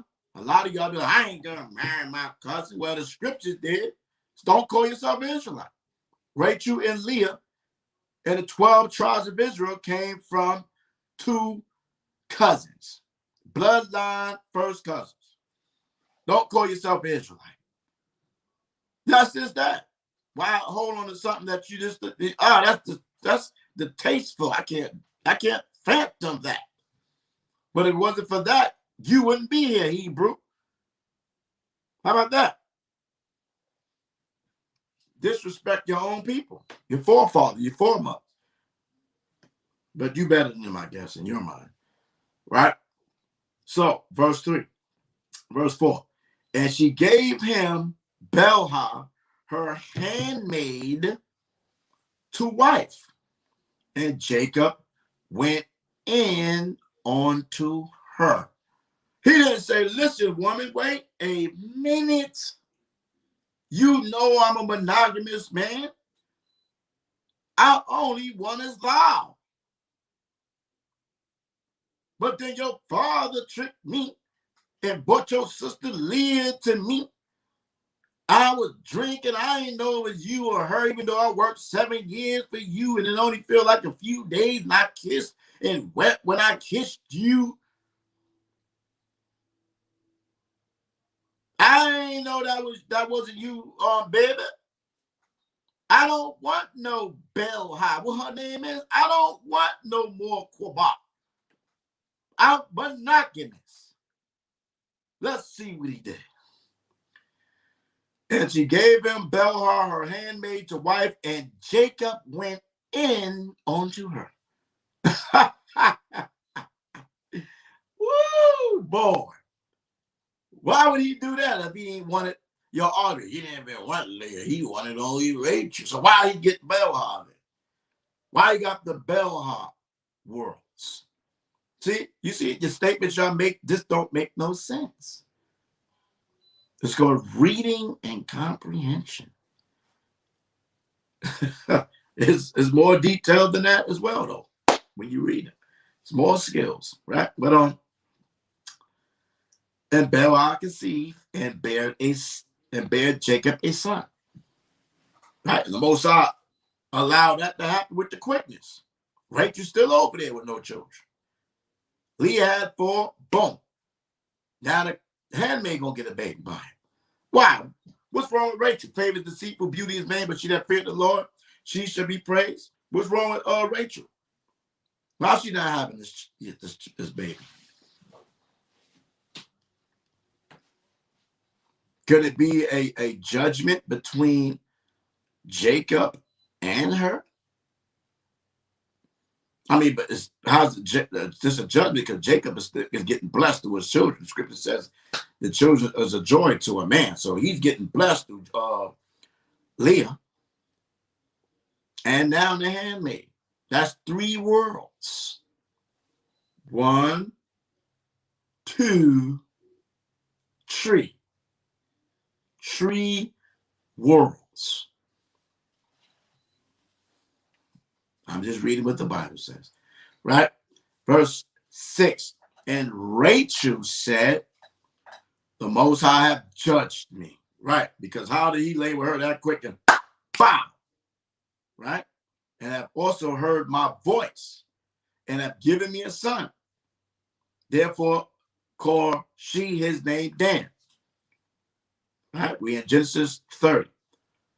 So still, he blessed her through Bilhah because Bilhah is her possession, and whatever she had belonged to her. So the baby belongs to Rachel. Y'all don't like that? Put that in the Bible. Slavery exists in the Bible. Servitude exists in the script. That's just what it is. And Bilhah, Rachel's maid, conceived again and bare Jacob a second son. And Rachel said, with great wrestlings have I wrestled with my sister, and I have prevailed. Now she's being proud. And I have prevailed. How do you prevail?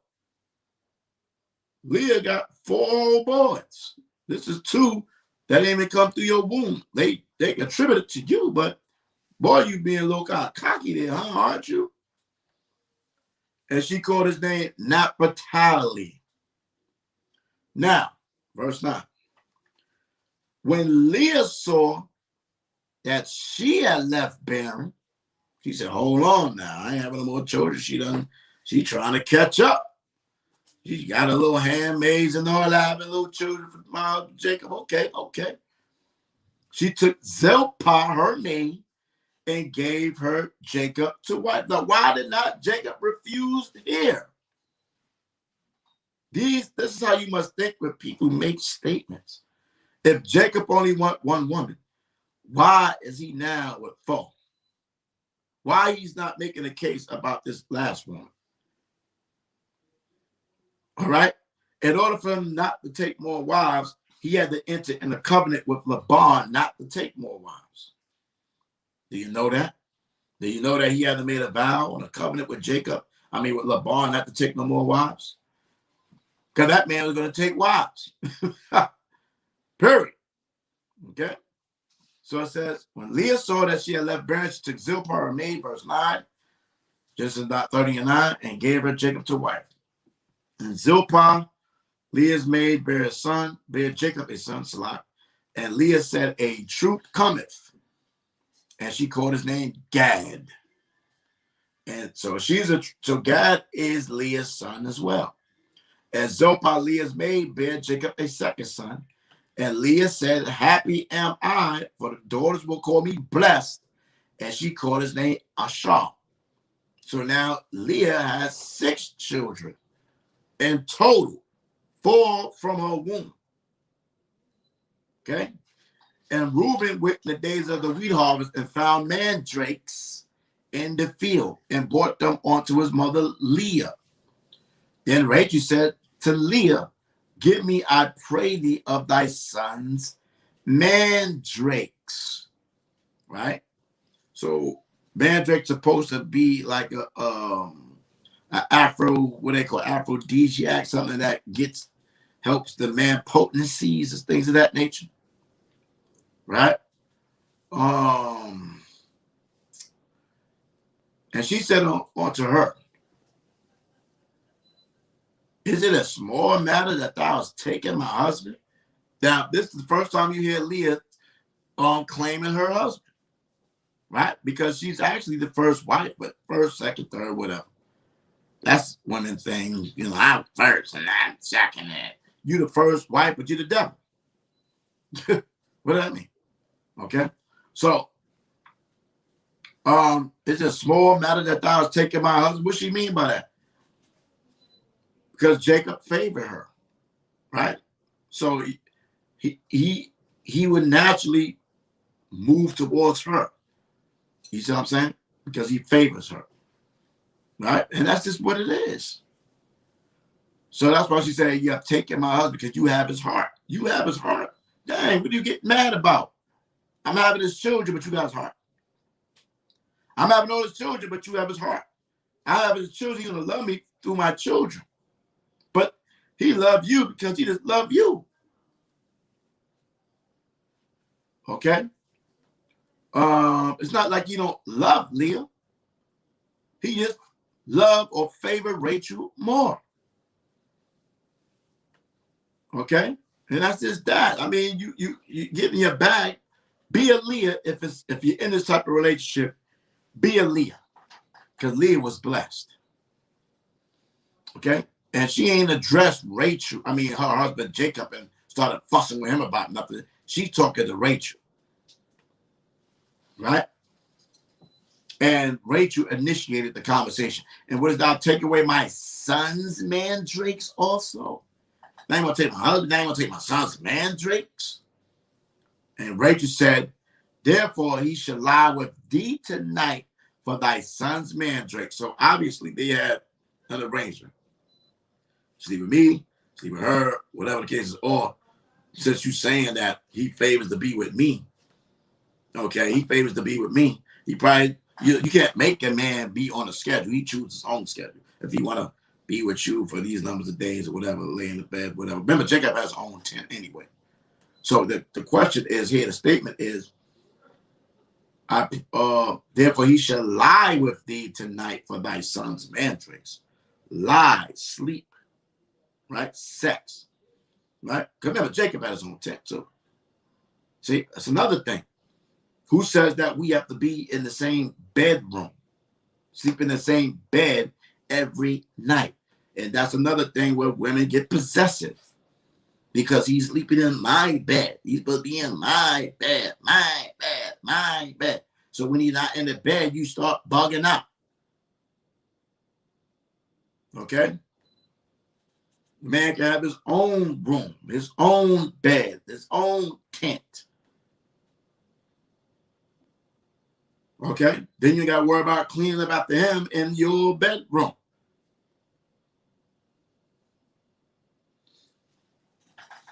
If you don't agree, that's fine. Where we at?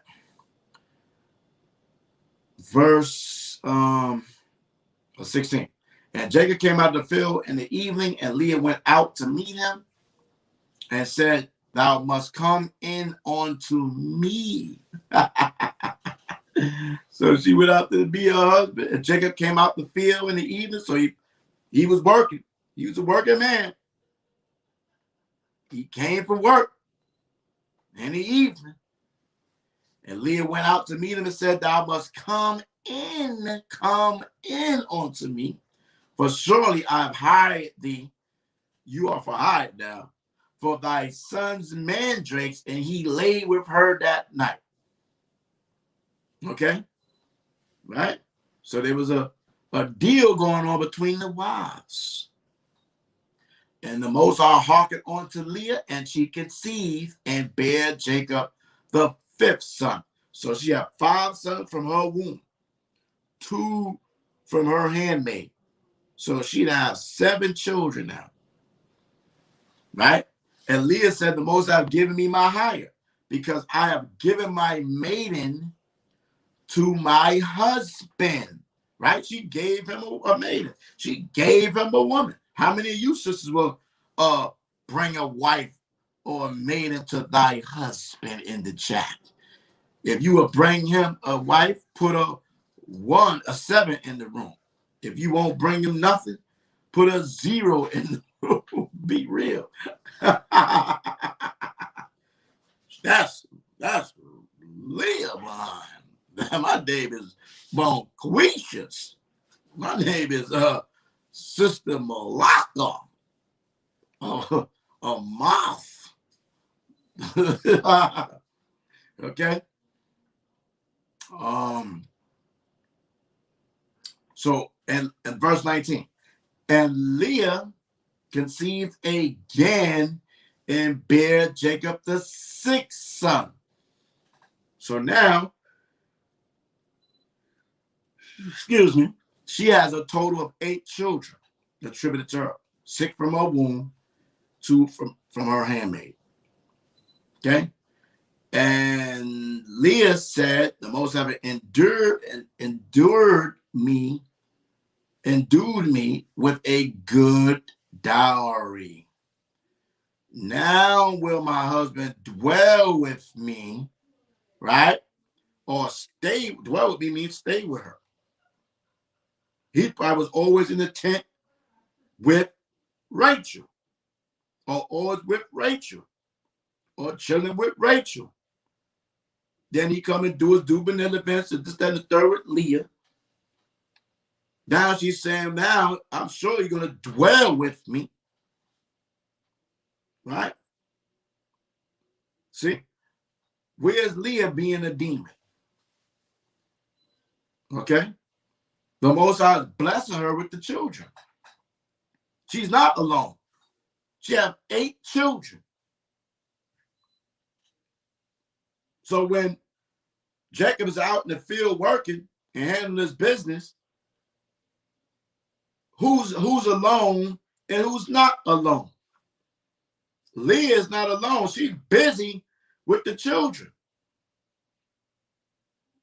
She's busy with the children. That's all she's hearing is What is Rachel hearing? she finally was able to hear 2 children call her name through her servant. Right? But she was busy with 4 before Rachel had anything. So we know minimally you have a child every 9 months. Right? Every 9 to 10 months, right? 9 months, say 9 months. If it's a girl, you got to wait 80 days, which is what? 2 months and a half, 9, 10, 11. So a child every year, to say minimum, it was every year. It could have been stretched out. So just imagine for 4 years minimum, right? Or maybe between 4 to 7 years, Leah is hearing babies cry before Rachel heard any children cry. So she wasn't alone. But Rachel was. She was alone when Jacob was out here doing business. Think about it. Right? And verse 20, and Leah said, Genesis 29 and 30 and 20, and Leah said, the Most High endured me with a good dowry. Now will my husband dwell with me, because I have borne him 6 sons. And she called his name Zebulon. Okay? All right? Azariah. Yeah, all praise. I'm trying to see if people still listening to me, unless they walked away from the computer screen. But glad that you said something. I'm trying to see who's out there still, focused. Don't leave me on red or nothing. Don't be doing that. It's the word of the Most High. I'm trying to be his vessel. But that's a great point, right? I mean, Leah wasn't alone because she had these children. Rachel was alone. Even though she had the husband's heart, she was alone. She didn't have no children. And that's what really got her tight, because now she see her sister having these babies, having these children saying, Ama, Ama, and they looking all cute and running around and playing and whatever they doing. She's busy with the babies and you sitting over there with nothing. You just TT. So she getting in her body now. And Jacob gonna have to go spend some time with his children. Now what?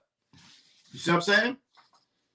So now she feeling some type of way. All praise. Now she feeling some type of way. Okay. So Genesis 30 and 21. And afterwards she bare a daughter and called her name Dinah. And the most I remember. So now look at this. Now she has a girl. She had a little Leah. Dinah. So she has 8 children, 6 boys out of her own womb, 2 of possession. That's 8. Now she has a daughter, which is 9 children. 9 children. So this is minimal over a course of minimally, lawfully 9 years. Okay? You see what I'm saying? All right? So, beautiful thing. Beautiful thing. And Rachel has 2. Okay? So now, and the scripture says in verse 22, and the Most High remembered Rachel, and he didn't forget about her. She had to be going through a lot of emotional stress. You see what I'm saying? Yeah, our mother Leah was blessed and favored. All praise. That's right. So now, Rachel probably was boo-hoo crying, and as she should, and Most High have mercy on his children, and born Joseph. That Jacob, and it came to pass, and she conceived and bare a son. Matter of fact, 22. And the Most High remembered Rachel, and the Most High hearkened to her and opened her womb. And she conceived and bare a son. So if you're not having children, it's because the Most High has closed your womb. If you didn't have no children, it's because the Most High did not let you have children. Forever, whatever evil you did or whatever negative vibration you was, maybe you didn't do no evil. He didn't say open your womb, because I can't say it, leave it like that, because Elizabeth kept the commandments. John the Baptist's mother, so she wasn't evil. All right? Rebecca, didn't say Rebecca wasn't evil. He didn't shut your womb down.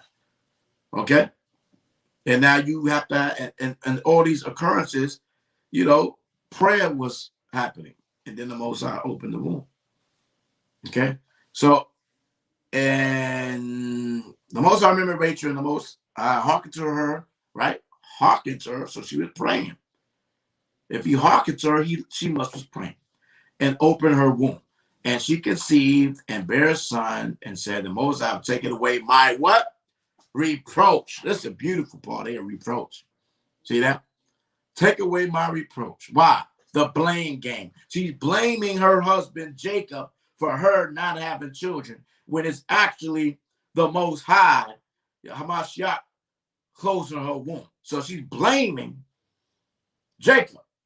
Jacob doing what he's supposed to do. You know he's getting the kupah. You're beautiful and well favored. But you still want to blame him because you ain't having no children. Right? You see? Stop blaming and take responsibility like Eve didn't do in the garden when she blamed Satan. Satan deceived me. You know you lying because you knew not to eat of the fruit of good and evil. And you knew the judgment of eating of it. You would seduce your own lust. That's why Isaiah 4:1 says you should take away their reproach. Because y'all blame. The blame game. Okay? As she was doing. Okay. Anyway, anywho. We are in verse 23, 24. And she called his name Joseph and said, Yahweh should add to me another son. Right? 25. And it came to pass. So I guess this is shall is future tense. So, I mean, she's going to be blessed with another son. And she called his name Joseph and said, Yahweh shall add to me another son. Okay. So what does Joseph mean? Okay. Let's just get it right quick. It's around the Savior worlds. Okay, will make sense. Joseph. YAHAWASHI, of course. YAHAWASHI. Yosef. YAHAWAH had what is being added, just as it said, has added. Okay. Let him add. Future of let him add. Joseph, the name of 7 Israelites. Okay, let him add. Okay. All praise. All right. So where we at? And it came to pass when Rachel had born Joseph that Jacob said unto Laban, send me away that I may go unto my own place and to my country. So Jacob didn't even have his own place. He was living with pops, father-in-laws, uncle. He said, I'll go to my own place. A lot of y'all be saying like he ain't got his own place. Well, Jacob ain't had his own place at this time. But he already had, 4 wives. And what? 8 children with Leah and 3 with Rachel. 11 children. Still with at his daddy's house. Because usually, for real, when you get down to it, the man was still at the house with his father because he was the one that took care of the family. The daughter was sent away with the husband. Right? That's why he said, let me go with my own place, because he came to Laban's house.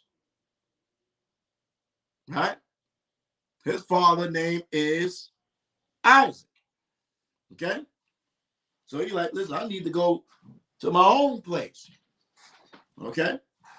Right? So let's understand that.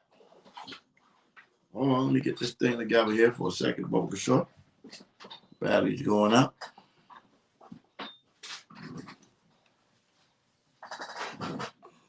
Oh, wrong cord. Everybody following me so far? Am I saying anything weird? Saying that Mars cat going off. This don't even sound real. It sounds like a bunch of balonies. And not be. Okay?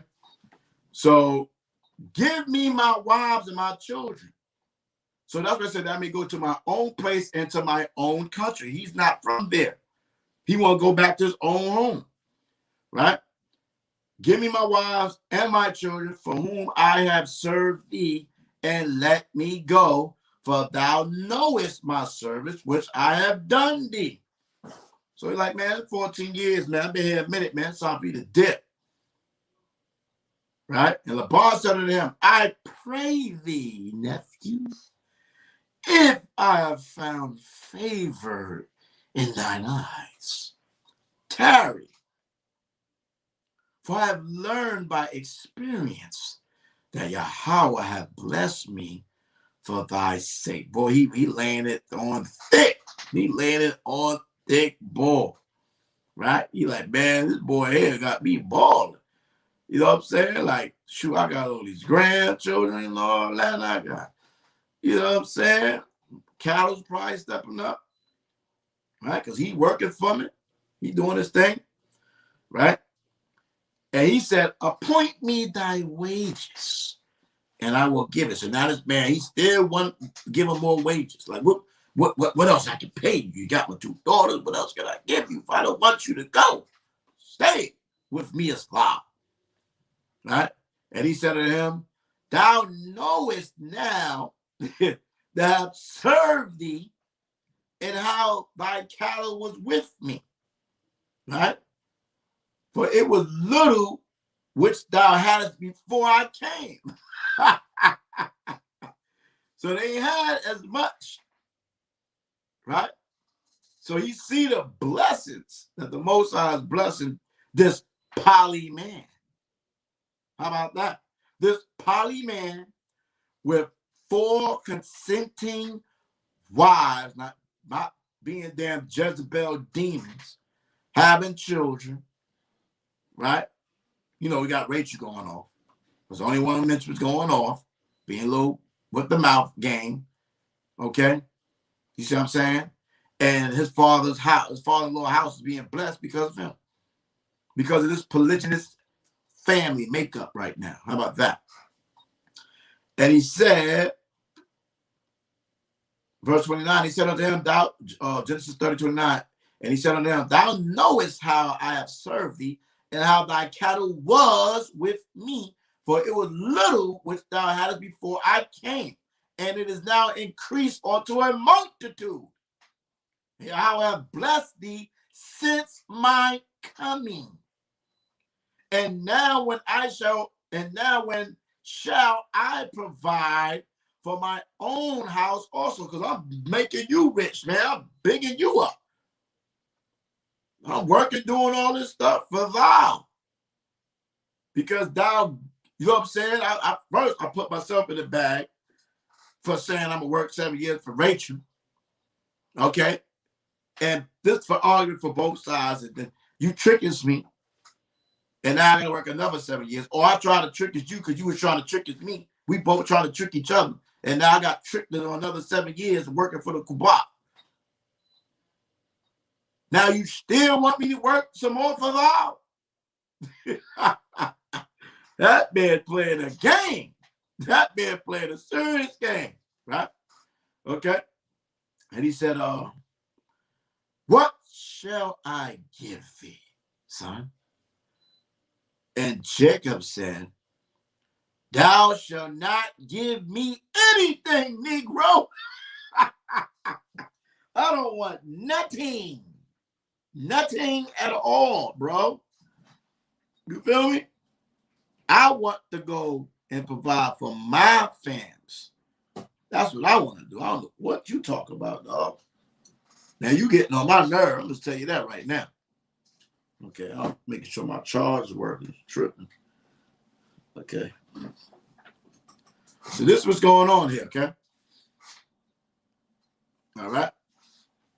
If thou wilt do this thing for me, he begging, I will again feed. Hold up. And he said, what shall I give thee? And Jacob said, thou shalt not give me anything. If thou wilt do this thing for me, I will again feed and keep thy flock. Right? Now, if you let me go, my own possession, man, I'll still, you know what I'm saying? Like, you trying to get over, man, but dang, bro. This is crazy. You just trying to straight play me. Like, I can't live. What are you doing? I don't know. I think I'm on charge. Let me put it over here real quick. Laptop. Okay. Let's try it like that right quick. So, I will pass through all thy flock today. All right, so now he's about to go to the Jacob. He about to Jacob him now. He about to Jacob him now. Okay? God, all praise. I'm about to Jacob this dude, man. This guy, he keep trying to play, man. He don't know I'm Jacob too. Like, I'm a supplanter, man. Like, you ain't gonna out supplant me. My name is Supplant. What you think, man? I got the 4-for-1 specials already. You think you gonna out supplant me, Islam? All right, we're gonna see about this, Holmes. We're gonna see about this. Right? So he said, I will pass through all thy flock today, removing from thence, taking away, all the speckled and spotted cattle. So all the ones that have a spot on them or speckles, or, you know, they're not this one color. And all the brown cattle among the sheep, and the spotted and speckled among the goats, and of such shall be Maharawchaa. So he's saying, let's read again. I will pass through all the flock today, remove from thence all the speckled and spotted cattle. So all the cows that spotted and speckled, you're going to remove. And all the brown cattle among the sheep. So the sheep that's brown, he's going to move. And all the spotted and speckled among the goats, he's going to move. Right? Because usually the sheep is white. So he's going to move, and all the brown cattle among the sheep. And the spotted and speckled among the goats. And if such shall be Maharawchaa. All right? So that's the ones I'm going to take. All right? So let's see what's going on. So shall my righteousness answer for me in time to come, when it shall come for Maharawchaa before thy face. Every one that is not speckled and spotted among the goats and brown among the sheep, that should be counted stolen with me. Right? Right? So if I take anything that's not spotted, right? If I got anything that's not spotted or speckled or brown on the sheep, that should be counted stolen. So I stole from you, pops, unks. And Laban said, behold, I would it might be according to thy word. I would it might be according to thy word. He contemplating this, yeah. And he removed that day, there he goes, that were ring straight and spotted, and all the she goats that were speckled and spotted, and every one that had some white in it, and all the brown among the sheep, and gave them into the hands of his sons. Right? So that's what he did. And he set 3 days' journey betwixt himself and Jacob fed the rest of Laban's flocks. All right, so Laban went to where, and so they were 3 days apart. Okay, so now he about to set them up. See what I'm saying? And this is what I'm trying to show y'all, because Jacob gets down with the get down. Jacob getting down with the get down. You trying to play Jacob? Yo, I'm a supplanter, Holmes. I'm gonna let you know right now. We gonna play this game, because I know you a supplanter, because you owns. All of my father Abraham was, Isaac was, I am, and you are. So guess what's going down? Verse 37. And Jacob took his rods of green polar and of the hazel and chestnut tree, and peeled white streaks in them, and made the white appear which was in the rods. And he set the rods which he had peeled from before the flocks in the gutters, in the watering troughs, when the flocks came to drink, that they should conceive when they came to drink. And the flocks conceived before the rods, and brought forth cattle, ring-striped, speckled, and spotted. So now he up there setting it up, setting debt that these animals going to get these spots on them, right? That's what he's doing the same thing he did with Isaac, right? We doing this. That was Isaac and Esau. He's doing the same thing. This is his name, supplant. So what makes you think he didn't supplant that night with Leah, where he knew he ain't gonna lose because he was promised Rachel, and Laban know this. It's psychology, baby. It's game, it's warfare, spiritual, and the Most High made it go down like that. How about that? He allowed it to go down like that, right? And it came to pass, whence permission to win.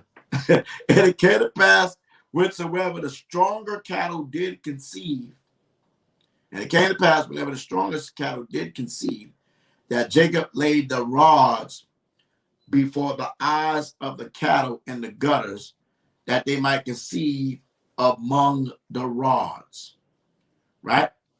So he set a thing up when they came to, lay with each other, that they would get these rods that I guess they have touched. I'm gonna look more into that. And the man increased exceedingly, and had much cattle and man service and camels and asses.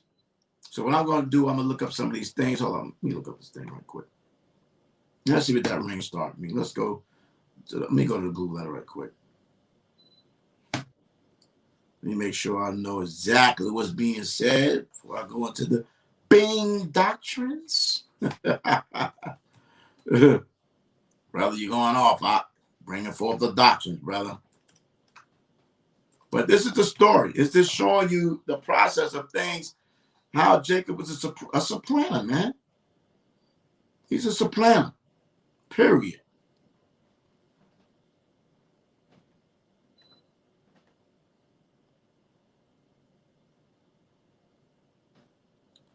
Okay, so that's the end of, I'm just going to close out on that. I'll probably go over it a little later. So,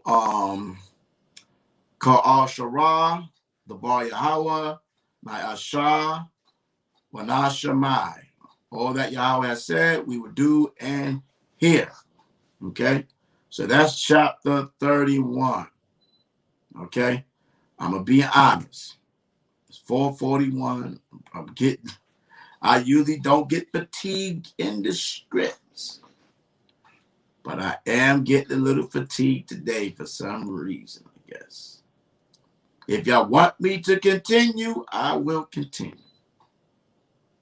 I don't want nobody to get bored out their mind and like, I'm ready to go. I'm tired. I want you to just bounce and dip. If you want me to go, we can finish reading. I don't have to edify too hard, but I can continue. But it's 4:41. If y'all want me to continue, I continue. Put a 1. If not, we can close out the Shabbat. I'll do a prayer, and we can do. I could go over it, maybe tomorrow or during the week, over 31, 32. I mean, I don't like to read something just to read it without edifying and going through it. All right, but it's a very interesting story that's going down here. It's like, it's crazy. I'm just gonna read. I'm gonna read Genesis 31. And he heard the words of Laban's son. I hope y'all got your Bible out. Have your Bible out because I can't share because I haven't been invited for my laptop, which I can share at the screen. So hopefully you're reading, okay? Or you're listening attentively, okay? So let me endure to the end. I'm just going to do the finish the Torah portion.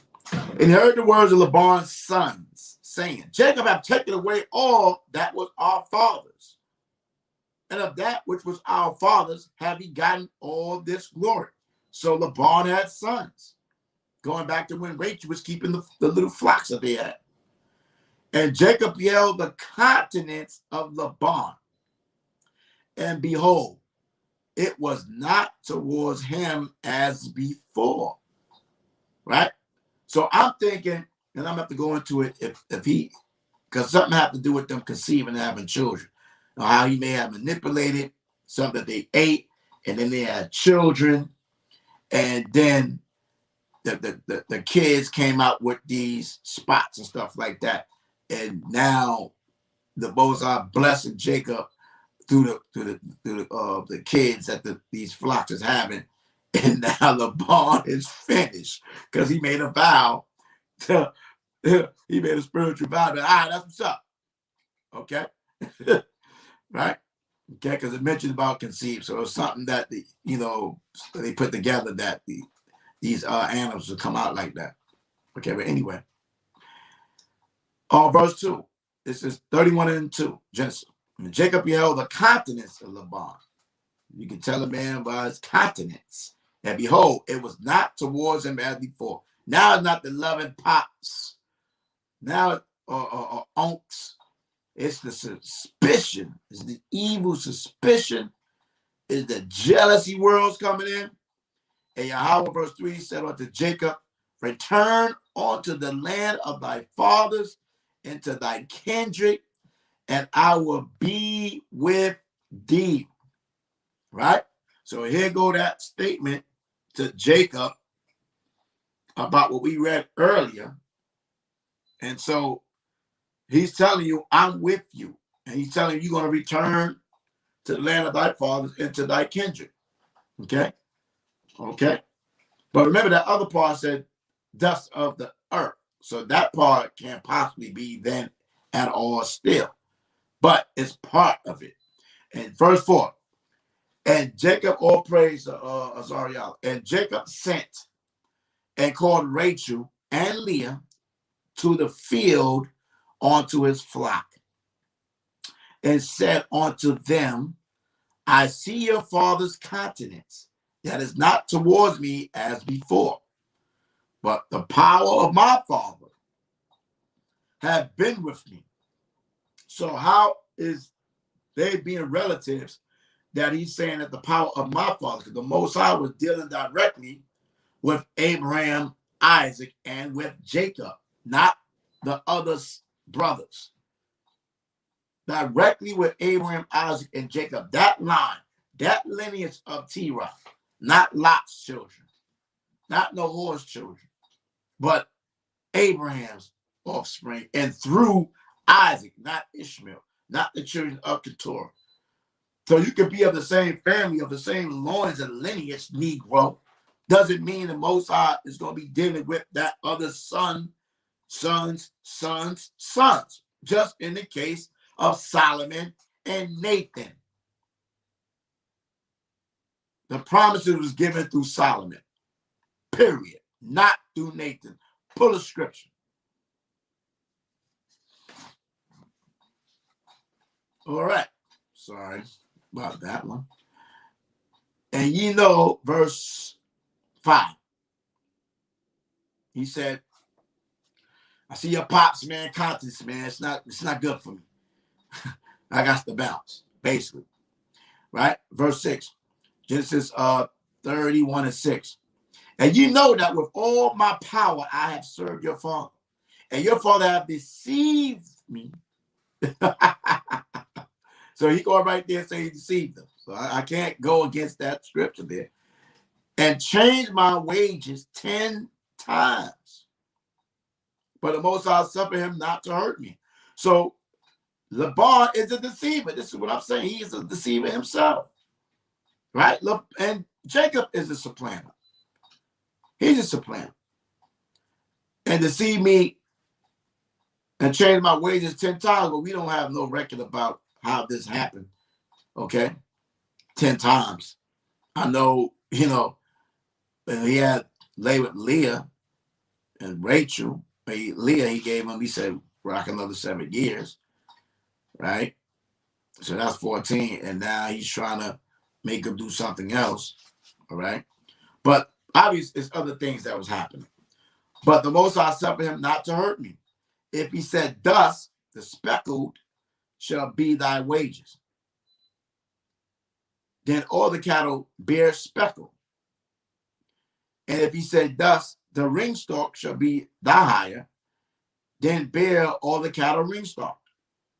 Thus the Most High will take away the cattle of your father and giving them to me. So now the Most High made all the cattle that he had get the speckled worlds on it. Ah, man. That man finished back to the beginning worlds, back when you had a few cattle. And it came to pass, that's why the sons was like, they took it all, the cattle, man. Yo, he said, it says in verse 1, said, he heard the words of Jacob, Laban, son said, Jacob, take away all that was our fathers. We don't got nothing, right? In verse 9. Boy, that's crazy. Verse 9, and the Most High take away all the cattle, taking away the cattle of your father and giving them to me. All the cattle.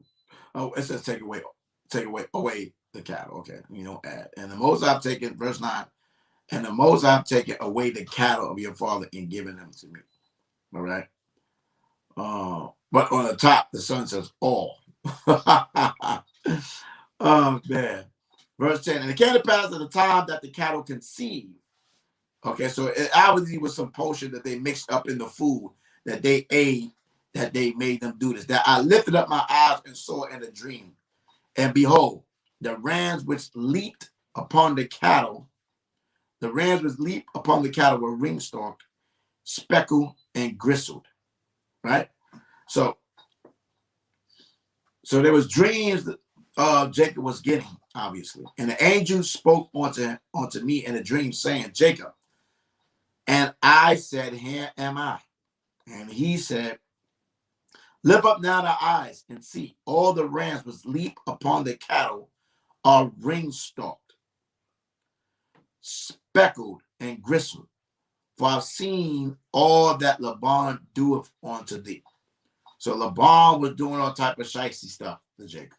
Obviously, we getting into context, more context clues. Right? I am Yahawah. I am the power of Bethel, which thou anointest the pillar, and where thou vowest a vow unto me. Now arise, get thee out from this land, and return unto the land of thy kindred. And Rachel and Leah answered and said unto him, is there yet any portion or inheritance for us in our father's house? Now here's the women asking about their inheritance. Everybody trying to get something. Sons trying to get something. Daughters trying to get something. Are we not counted of him strangers? Question, are we slaves? So this also goes into the daughters of Zelophehad. Okay?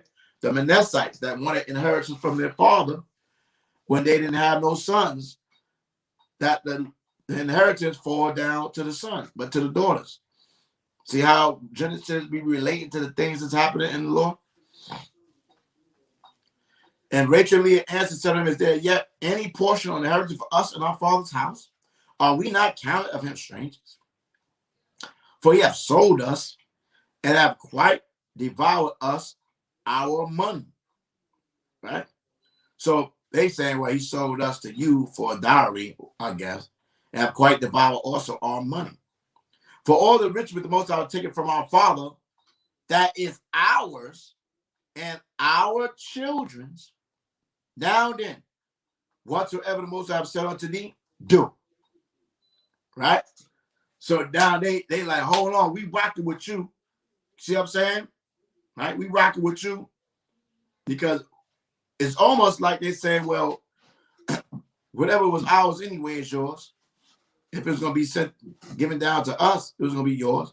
But if the sons were going to get everything and they wasn't going to get nothing, then shoot, they glad that the Most High giving you everything versus their brothers. Right? Because when you going to treat us like a stranger, like we don't exist. Right? So they with it. They following their man, baby. They following their man. Which one of you guys, you sisters, going to follow your man? right? So we got reference that a man was living with his father-in-law and his wife, his wives. Okay. Now, Jacob arose and set his sons and his wives upon camels, and he carried away all his cattle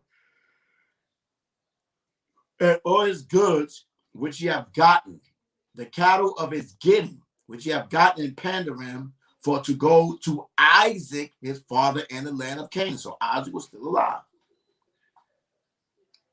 right?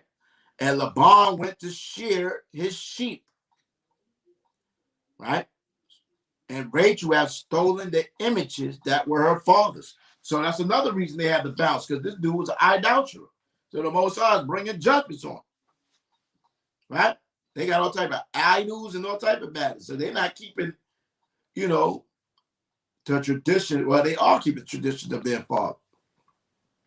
Abraham was set apart, and Isaac was set apart, and Jacob was set apart from Esau. Look at that. Abraham was set apart from Haran and Nahor, because Laban is the son of Nahor, I believe. Okay? All right? Or is it Haran? And Nahor had Lot. Okay? Because when you read the story, Lot, the children of Lot was with Laban in them. Okay? That's when the brother said the children of the east. Right? So, verse 19, Genesis 31:19. And Laban went to shear his sheep, and Rachel had stolen the images that were her father's. And Jacob stole away, and Jacob stole away unawares to Laban the Syrian, and that he told him not that he fled. Okay? So they saying Jacob stole away unawares to Laban the Syrian, and that he told him not that he fled. So it could have been that Jacob is being responsible and given the responsibility of what Rachel stole under his authority, because he didn't steal the flock. You know what I'm saying? I mean, he basically prayed and supplanted the worlds. So he fled with all that he had, and he rose up and passed over the river and set his face towards Mount Gilead. And it was told Laban on the third day that Jacob was fled. So he had a 3-day advantage on him. He was out. I'm taking my wife, my children, the cattle, everything, right? And verse 24, and the Most High came to Laban the Syrian in a dream by night, and said unto him, take heed that thou speak not to Jacob either good or bad. Wow, what kind of, woo, boy, you got the voice from the heavens come to thou and tell you, y'all, make sure, man, watch your words, man. Don't speak good or bad to Jacob. God doing a Harlem shook. I'll be shook, man, for real, right? And Laban overtook Jacob, right? So okay, he got the little sayings from the Most High. Laban overtook Jacob. Now Jacob had pitched his tent in the mount, and Laban with his brethren pitched in the mount of Gilead. Verse 26. And Laban said to Jacob, what hast thou done, that thou hast stolen away unawares to me, and carried away my daughter? So he said, you stealing my daughters, as captives taken with the sword. So he's still claiming his daughter, right? Wherefore didst thou flee away secretly and steal away from me, and didst not tell me that I might have sent thee away with mirth and with songs and tabrets and with harps? Now you know he added all the mustard. He added all the mustard to the turkey and cheese, right? Sandwich. He know he didn't want that man to go nowhere at all. He know he hating right now. But he gonna add the mustard to the turkey sandwich. Right? All the mustard. Okay? That man talking about sending you away with mirth and song, tabret, with harp and everything. And has not suffered me to kiss my sons and my daughters. Thou hast now done foolishly in so doing. So, man, you're going to just try to sneak up out here with my damn children? Hold on, wait for me. You just want to go take my children, my daughters, my grandchildren, sons, and all that? It is in the power. He ain't listening to nothing what the Most High said, obviously. It is in the power of my hand to do you hurt, Negro. Yo, my man Laban is steam. Yo, my man ain't playing. My man is steam right now. He's like, yo, my man, your fam, man. You know I can hurt you, dog? My dude. It is in the power of my hand to do you hurt, fam. But the Most High of your father, now you bringing it down. But the Most High of your father spake unto me yesternight, right? Yesterday, but it was yesternight. That's a nice one right there for you. Daytime, evening, one day is this, making up doctrines. Yesternight is also yesternight, and there's a yesterday. Woo, good one. Missed that in that class. Saying, take thou heed that thou speak not to Jacob, either good or bad. And now, though thou wouldest needs be gone, because thou sore longest after thy father's house, he feeling some type of way. You want to go to your father's house, my sister's husband, right? Yet wherefore hast thou stolen my gods? Said that's what he really worried about now too. Now he comes on, you stolen my gods. Where you got my gods at, nigga? You want to take my daughters?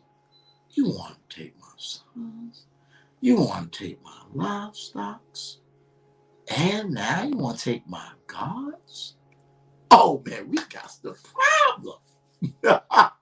This man felt like he about to be totally hawk, Samchawan, smashed. Right? Verse 31. And Jacob answered and said to Laban, because I was afraid, for I said, peradventure, thou wouldest take by force thy daughters from me. See? He said, man, this nigga gonna take his daughters, my wives, from me, man. I'm about to dip. Showing you that the father still can have some type of power. And what are you gonna do? You can't touch his father. You can't hurt his father-in-law. Give my daughters back like Saul did. Give me my daughter back, David. I'm gonna give her to another man. See? My little niece says yes tonight too, all day. All praise. Has his family, money, everything just going. Everything gone. My man looked at the empty zone. Everything empty. Just imagine that was you. You come home and everything gone. You be finished too. Right? Yeah. Right? And it says, and Jacob answered, verse 31, and said to Laban, because I was afraid, for I said, peradventure thou wouldst take by force thy daughters from me, with whomsoever thou findest thy gods. With whomsoever thou findest thy gods. Let him not live before our brethren discern thou what is thine with me, and take it to thee. But Jacob knew not that Rachel had stolen them. Okay, so let me read that again. Verse 31. And Jacob answered and said to Laban, because I was afraid, for I said peradventure, thou wouldest take by force thy daughters from me. He's scared to lose his wives. With whomsoever thou findest thy goods, thy gods. Right? Right? So if the daughter took out the gods, you're gonna take it. Let him not live before our brothers serve thou what is thine with me, and take it to thee. For Jacob knew not that Rachel had stolen them. Okay, so he knew he was concerned about his wives and his family. Man, like, yo, hold on, we out. That's what I'm concerned about. We about to bounce. Okay, now you're talking about some gods and stuff like that. All right, so Laban went to Jacob's tent. Now he's looking for his idols, and he went into Jacob's tent, and into Leah's tent. Wait a minute. Everybody got their own room, and into the two maid servants' tent. Oh, let me read that again. Oh yeah, the two maid servant tents. They had their own tent, but he found them not. Then went he out of Leah's tent and entered into Rachel's tent. So everybody had their own tent, brother. So you can have your own room. You can call that the what we call it, the room in the basement, a man cave, your own studio, your own room. Okay, that way you wouldn't want, especially in a poly situation, you wouldn't want to get too attached that thou not laying in the bed every night with thou tripping. Okay, Jacob had his tent. They love to say that. Yeah, you want more than one wife, you can have Rachel and Leah had her own tent. What you talking about? Let's go to Walmart. Let's go to Walmart, Amazon. Which one you want to do? Walmart, they got $9.99 tents. $9.99, $14.99 and up, baby. Which one you want? You want the one person special? 2-person special. If you ain't got no children, right? You only need a one room special. What you want? What size tent? 6-man tent? Which one you want, baby?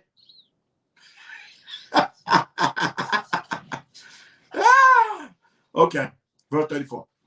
Now Rachel had taken the images and put them in the camel's furniture and sat upon them. And Laban searched all the tent, but found them not. Now look how slick Rachel is, right? Rachel was dealing with idolatry. She still want to keep the idols. See that? There's another thing about maybe why she died. Because she coming from her father that kept these idols that Abraham left. He left that land, right? And established Isaac, established Jacob, but still married the daughters of the lineage. But now Rachel trying to bring the idols with Isaac. Okay? She's still holding on to their deities. And okay, let's go. And verse 35. And she said to her father, let it not displease my Lord that I cannot rise up. So she's calling her father Lord. You're supposed to call your husband Lord. For the custom of women is upon me. So what is the custom? The period, the menstrual cycles. And he searched, but found not the images. And Jacob was wroth and charged with Laban. And Jacob answered and said to Laban, what is my trespass? What is my sin? Hold up. So there was laws. There was laws back then. The commandments, they was keeping the law. Uh-oh. What is my sin that thou hast so hotly pursued after me? Whereas thou hast searched all my stuff, what hast thou found of all thy household stuff? Set it here before my brethren and thy brethren, that they may judge betwixt us both. This 20 years have I been with thee. Thy ewes and thy she-goats have not cast their young, and the rams of thy flock have I not eaten. That which was torn of beasts I brought not unto thee. I bear the loss of it. Of my hands didst thou require it, whether stolen by day or stolen by night. Wow. He is a damn slave, Jacob. Thus I was in the day the drought consumed me, and the frost by night, and my sheep departed, my sleep departed from my eyes. Thus have I been 20 years in thy house, and I served thee 14 years for thy 2 daughters, and 6 years for thy cattle, and thou hast changed my wages 10 times. Okay, so good. Now we got more information. So when they made that pact about the cattle, it was a process of 6 years. So a total of 20 years. So between that time of the 6 years concerning the cattle, he started changing the wages. He started seeing these damn cattle and turning brown and speckled. And I'll tell you, hold on, wait. Let's renegotiate this deal right now, buddy. Hold on. We're going to have to go back to the drawing board. Woo, boy, it's funny. Yeah. Dang, boy, dang. Except the power of my father, the power of Abraham, see that? And the fear of Isaac had been with me. Man, surely thou hadst sent me away now empty-handed. He said, man, you been doing me dirty and slimes? Boy, I wouldn't have a dang thing mess with you. You something else, man. Right? The most I have seen my affliction and the labor of my hands. Boy, 20 years is a long time, man. Let's count 20 years from where you at right now. You know what I'm talking about. I don't even want to say it. I don't even want to say it. Oh, Lord, I don't want to say it. God have sent my affliction and the labor of my hands. When you was in your 20s, boy, like, 20 years, I'll only be 39. That's right. Sure, I'm 39, 20 years, I'll be 59. I ain't saying no more numbers. Boy, them years go by. They don't go by fast, but they're going to go by. Most I bless that you see them. Because they don't got to go by. They can go by you and you ain't here on the planet. But anyway, 42. And in the except the power of my father and the power of Abraham and the fear of Isaac has been with me surely. Thou hast sent me away now empty, the most I've seen my affliction and the labor of my hands, and rebuked thee yesternight. Oh, he getting sliced. And Laban answered and said unto Jacob, these daughters are my daughters. Now Laban pulling out the trump card. Hold on, wait a minute now. Laban answered unto Jacob, these daughters are my daughters, and these children are my children, and these cattle are my cattle, and all that thou seest is mine. God dang, Laban. Laban is crazy, boy. Laban says, shoot, you ain't gonna supplant me. I'ma supplant thou. Man. Woo-hoo, Debo Laban. Debo. Not Laban, Debo. His name should be turned to Debo. All right. So that man said, let me read that again, 42. Laban answered said unto Jacob, these daughters are my daughters. These children are my children. And these cattle are my cattle. And all that thou seest is mine. What can I do this day unto these my daughters, or unto their children, which they have born? Right? What you talking about, Negroes? Now, therefore, come thou, let us make a covenant. That man trying to oppress the man. I and thou, and let it be for a witness between me and thee. And Jacob took a stone and set it up for a pillar. And Jacob said unto his brethren, gather stones. And they took stones and made an heap, and they did eat there upon the heap. And Laban called it Jergath, Sahadath, Dutha, something like that. But But Jacob called it Galeed. And Laban said, this heap is a witness between me and thee this day. Therefore was the name of it called Galeed. 49. In Mizpah, for he said, Yahawah watch between me and thee, when we are absent one from another. 50.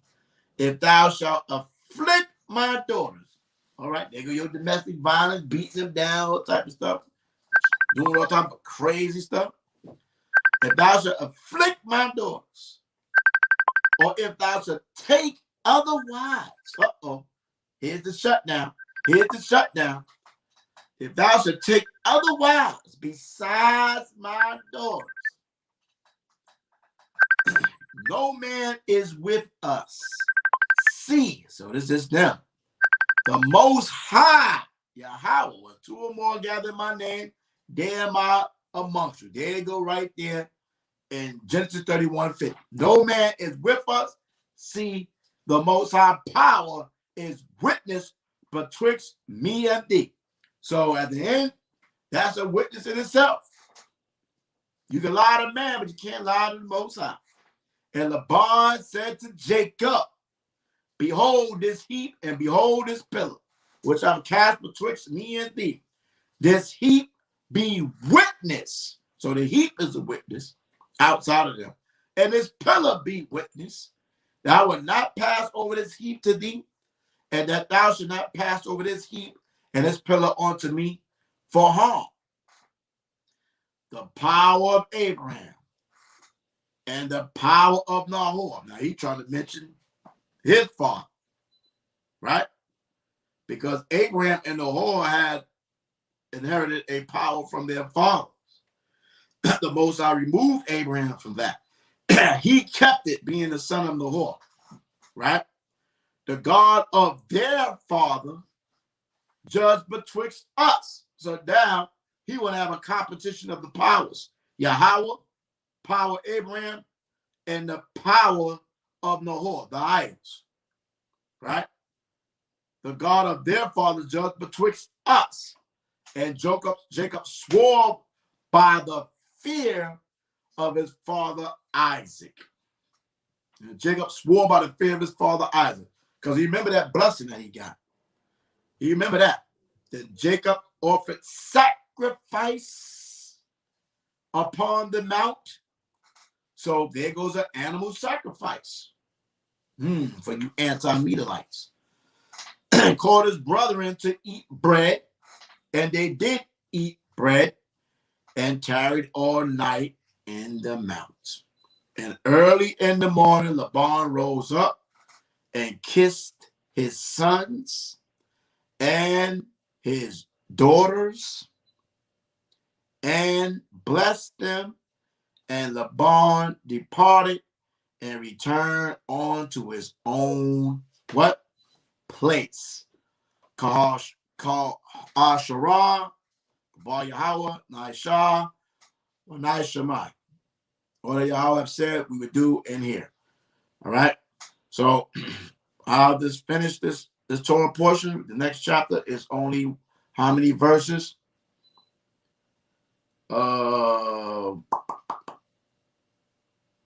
32, 1 through 2. Okay, so we're only reading 2 verses in chapter 32. All right, all praise and glory to the Most High. Let's get it. Genesis 32 and 1. And Jacob went on his way, and the angels of the power, Yahawah, met him.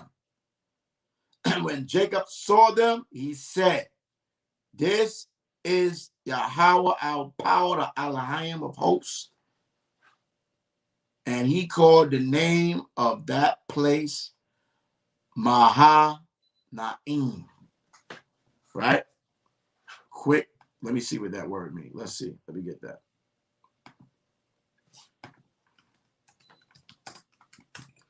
Genesis 32. All right. The angels, the Elohims came to holler at Jacob.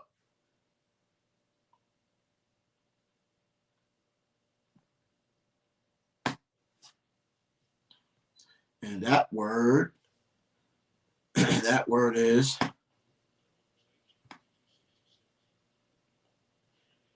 wow. Mahanaim, 2 camps. How about that? 2 camps for you anti-Campbellites. A place east of Jordan named for Jacob's encounter with angels. 2 camps. Since y'all try to demonize the word camp, right? It's not demonized in the scripture. Just that you Nubalites always got something to dang say. All right? Okay? So I guess we're going to stop there because that's the portion, right? Genesis 28, 10 to 32.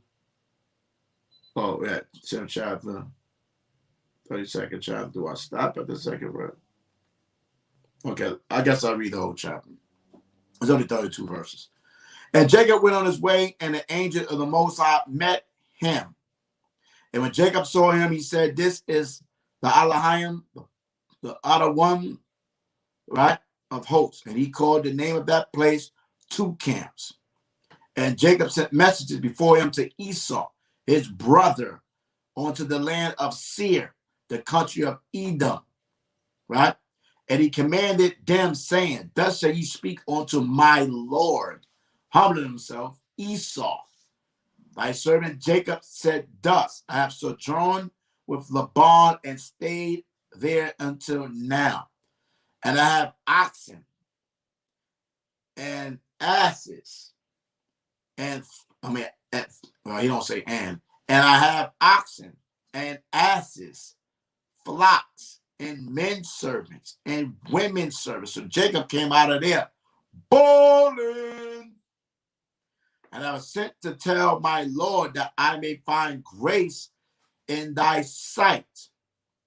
And the messages returned to Jacob, saying, "We came to thy brother Esau, and also he cometh to meet thee with 400 men with him." Then Jacob was greatly afraid and distressed. Why? Can you remember that oath? He said, "I will kill my brother Jacob." So Jacob obviously is coming around his territory. So he's like, I got to send a peace treaty there, a little peace. Send an olive branch. See how he moving in the spirit. It's been 20 years and he's still grudging. Right? And so, where I'm at. Verse 7. Now Jacob was greatly afraid of distress, and he divided the people that was with him, and the flocks and the herds and the camels, into 2 bands, and said, "If Esau come to the one company and smite it, then the other company which is left shall escape." So he must have came out with a lot. He's balling. Most I blessed him in 20 years. And Jacob said, "O power of my father Abraham, and power of my father Isaac, YAHAWAH, which saidest unto me, return unto thy country and to thy kindred, and I will deal well with thee." So, hold on, Lord, this is what thou sayest. In Genesis 28, 10, 15, you said it. I'm just reminding us now, I am not worthy of the least of all the mercies and of all the truth. Now, why would he say that? Jacob be on his stuff because he knows he's a supplanter. But he is a good guy in spirit, but that's his lot. He was born a supplanter. Facts. "Which thou hast showed unto thy servant. For with my staff I passed over this Jordan. Now I am become 2 bands. Deliver me, I pray thee, from the hand of my brother, from the hand of Esau." This is a prayer. We can use this prayer. "For I fear him, lest he will come and smite me and the mother with the children." Because that's the vibration Esau was going to have.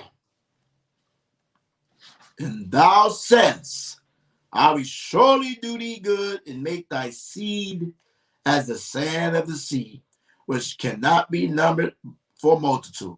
So even though this was promised to him, he's still having some type of doubt because 400 dudes is about to pop up. And you know, Esau said, I'm about to finish you. And you know, he had to dip out. So even though, you know, faith without works is dead, you have to go through some trials and tribulations and still yet to be tested. But he still leaned on and prayed and remind the Most High about what he said, what he promised. We do the same thing.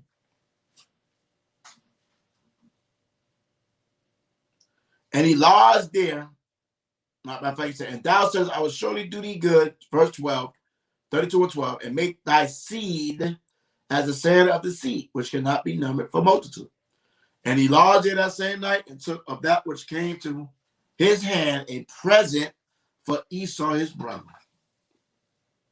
200 she-goats and 20 he-goats, 200 eels and 20 rams, 30 milch camels with their coats, 40 kine and 10 bulls, 20 she-asses and 10 foals. I'm going to break down how much all of that is worth. I'm going to write all of that down and show you how much bread this man had. For him to give up all that, that's a lot of money right there. I'm telling you. Just for the cost of a goat. You know what I'm saying? Like this, for instance, how much is a she-goat today? A she-goat female will range from $250 to $300. So which one of y'all good in your math over there? Let's stay at the high end. $300 a goat. $300 a goat. They had 200 goats. So 300 goats times 200 goats times 300, 0, 0. That's 4 zeros and 6. Right? What's that? 6,000. Right? No, that's 10,000. Well, that's 15,000, right? I'm bugging out. 3. I'm tripping. Let me get my little pen. I know I'm bugging out right now. Let me write this thing right here. I know I'm bugging out. 200 times 300. So each goat, he gave you 200 she-goats. Yeah, 60,000. Thank you. I know I'm bugging out, man. 4 digits is 1,000. Like, right, we in 60. That's 5 digits, man. That's 60,000. I don't know what the hell I'm going on with me. $60,000 just with the she-goats. 200 she-goats and 20 he-goats. Hold on, let's get this number. Keep that number there, 6,000. We have to keep it going. $60,000. Let's just say today's price, right? So we got he-goat. Often sold around $100. Wethers or neutered male goats are typically cheaper, often sold for around $100. Okay? Unneutered males are next to price, typically between $150, $250. Boom. So let's deal with the $100. $100 a goat for the males. Cheaper worlds. The male is cheaper goat status. Right? So how many goats? 20 he goats. Right? And 100, that's 2. What's that? Man, I'm acting like I can't add, man. Boy, that's crazy. 20 he goats. 20, 100 times 20. 3, $2,000, right? $2,000 is $62,000. And then you got 200 eels.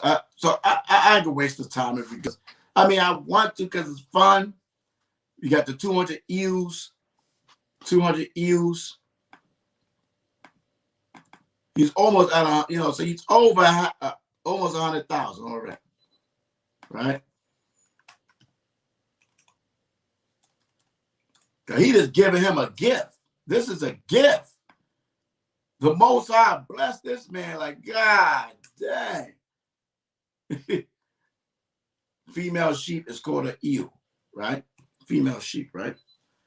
So put them numbers up there, none y'all see, and 200 eels, right? 200 eels. Let's see how much an eel costs.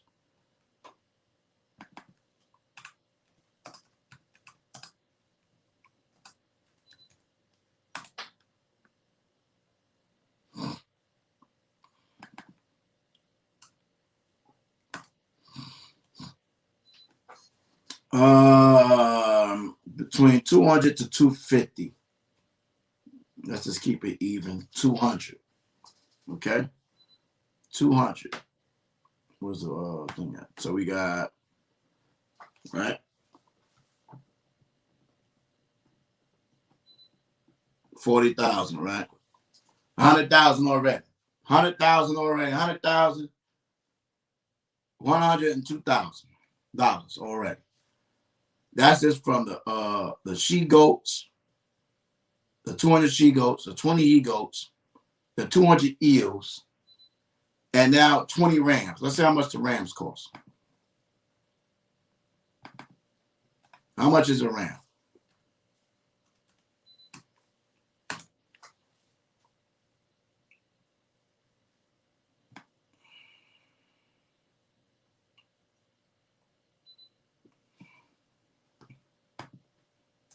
They got trucks. Oh, man. A ram between $100 to $150. Acceptable ram for 100 to 150. So we can go to the high end, but let's just keep it an even number. Right? So we got $100 for rams. How many rams is here in the set? 20 rams, right? So that's $2,000. Another $2,000, right?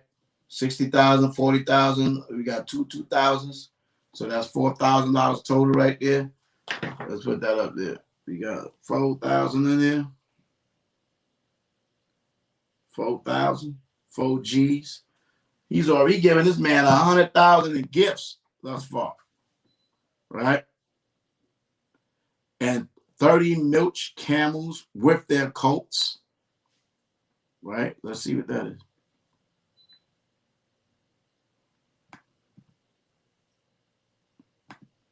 We just estimate and guesstimate. That's all it is. Estimate. You know what that is. Right?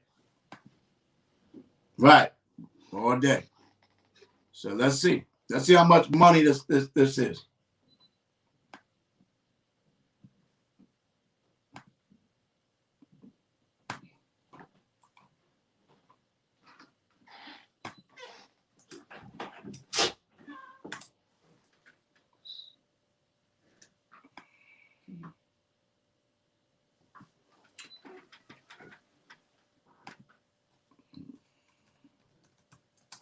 So at the end of the day, I can be like, what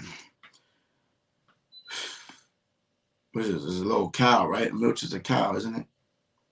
Milch cattle. Right. Let me go here. Let me go here. Milch, 30 milch camels. Okay. Camels, my bad. Milch camels cost. How much does a milch camel cost? A camel costs around 5,000 to 20,000. God dang. Oh man. All right. It says it costs around $2,000 USD to care for a camel annually. So let me go back to this price. A camel costs between $5,000 and $20,000. It says. So let's deal with the high end. Bump that. It says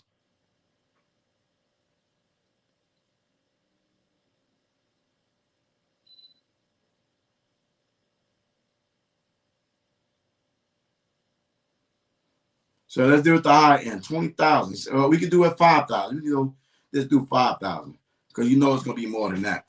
So 5,000 for a camel. It says here, I Googled it. A camel costs around 5,000 to 20,000 in the U.S. While the same cattle costs around $500 to $3,500 in Australia. Well, in Australia it's cheaper. So let's deal with Australia. Let's deal with $3,500 in Australia. And the coat. We ain't got to do the baby, man. You know what I'm saying? That's why we did about to double the price. Bunk it. Double the price. Let's say 10,000. That'll cover the baby and all that. Let's say 7,000. That's 7,000. Let's say $7,000.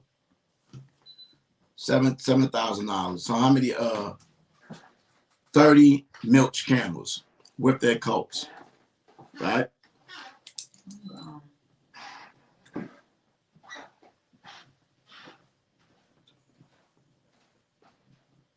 Dang, that's 210,000. 210,000. 210,000.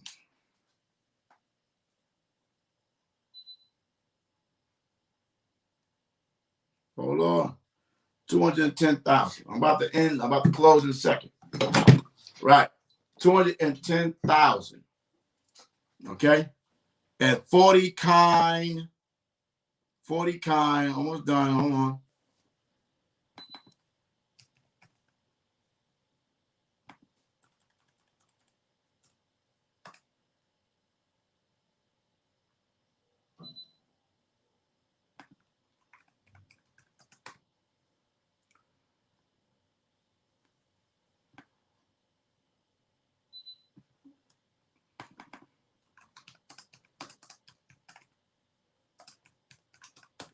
Okay.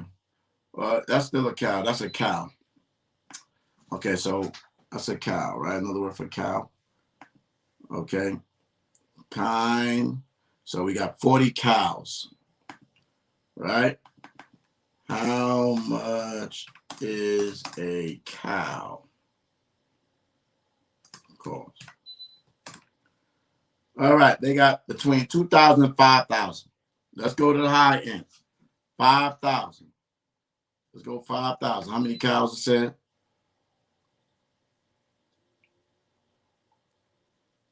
40 cows. Right? So we said 5,000. 40 cows. 20.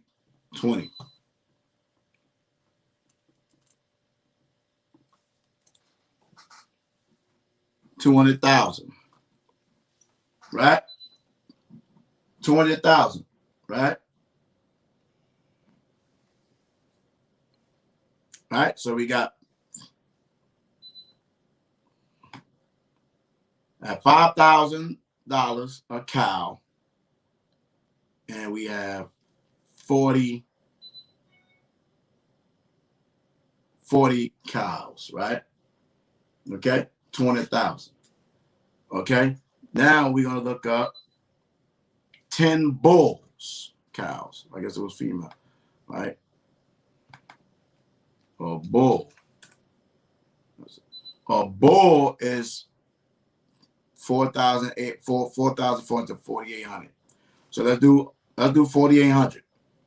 4,800 for the bulls. Somebody get that? 4,800 for the bulls, and that's 10. So that's 48,000 then, right? 48,000. Put the 48,000 up there. 48,000 for the bulls. 48,000. Then we got 20 she-asses, donkey.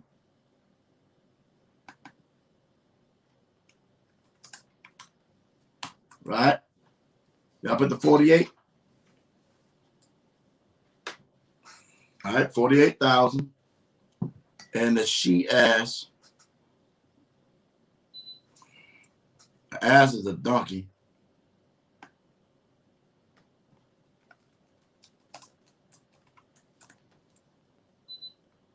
They from 700 to 1900. Let's do 1900. Let's do it even 2000. 2000 says 8 months old get caught 15 to 2000. So let's deal with 2000. So 20 asses. 20 asses, and they cost again how much? 2,000. So that's 5 zeros with 4 zeros and 4. 40,000. 40,000 bucks for the ass, for the she asses. 40,000. And now we got and 10 foals. Let me see what that is. I don't know what the hell it is, brother. Foals.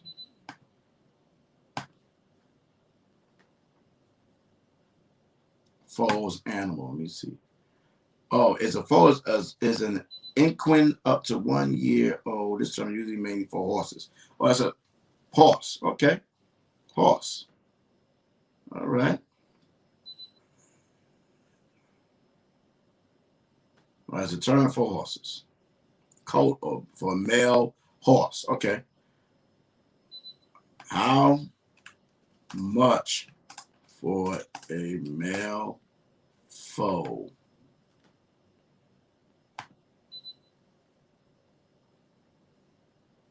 How much do a male horse cost? The average cost is around 3,000. Boy, shit, we don't see no damn horse. Look out there. Boy.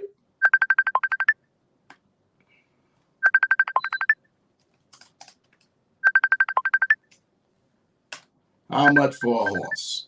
Right, they got to buy a horse. You can expect to pay between 100 to 10,000, depending on the horse pedigree.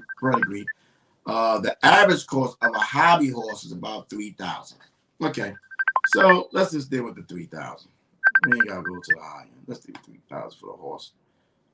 10 horses, 3,000, 30,000. So how much money we got total? How much of this gift he gave the damn Esau? Right? Who gonna get that answer up there? Dude, man, there's all type of making a mess. Right? We're gonna add that up for us. Let's get that grand total of how much it's gonna cost for Jacob to buy some time from from Esau. So we got 210,000 there, 104,000, another 200,000.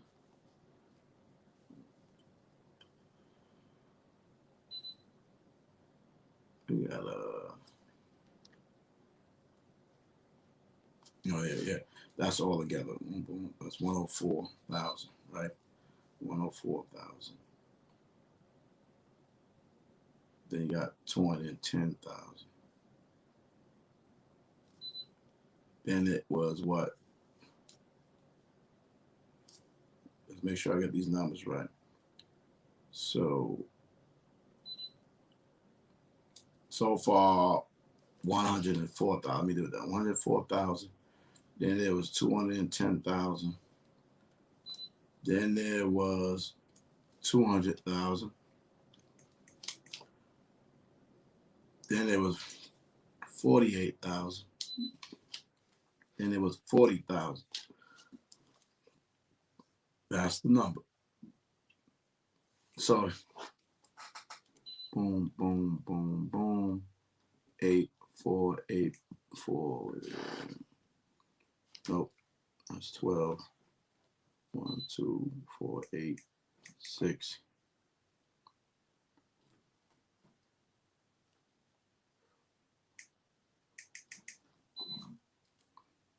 This is over 600,000, $500,000, man. It's over $500,000. over 500,000, right? So we got 632. We can deal with that. We over $500,000 that was given to Esau. And it said it was a gift. Let me get that. A present. Verse 13. And he lodged there that night and took of that which came to him, that came to his hand, a present for Esau his brother. 500,000.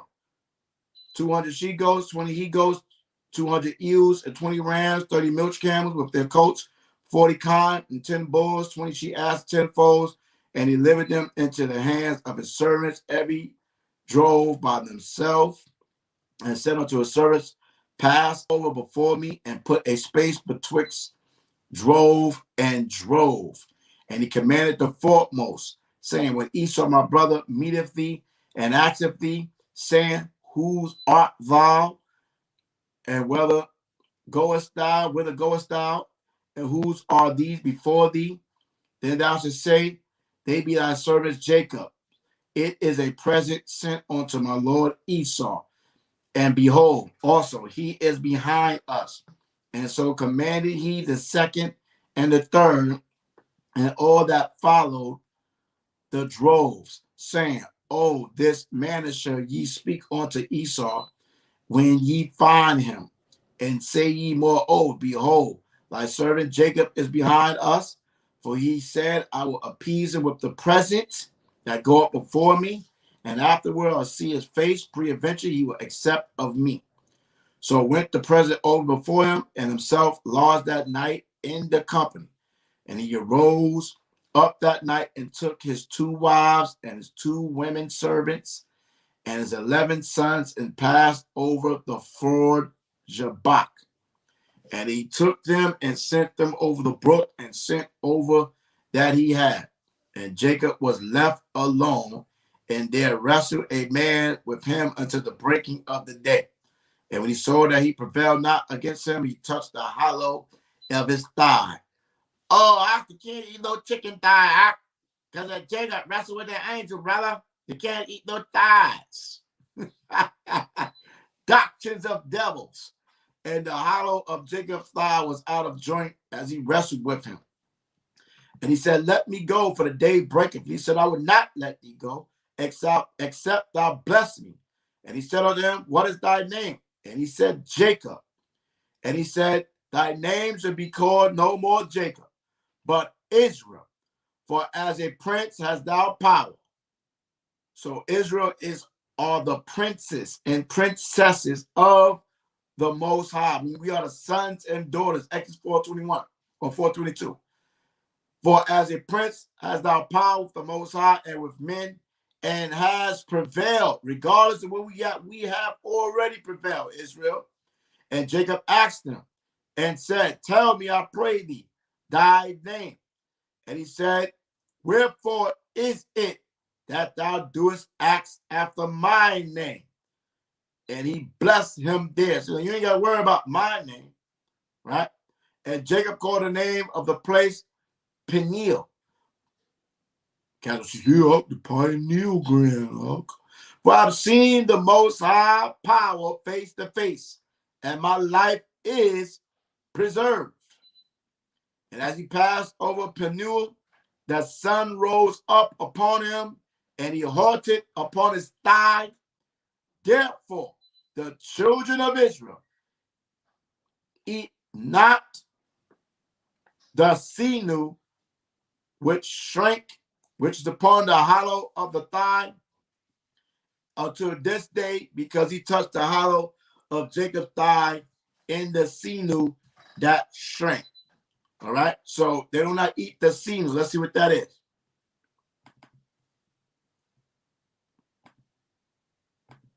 Hey.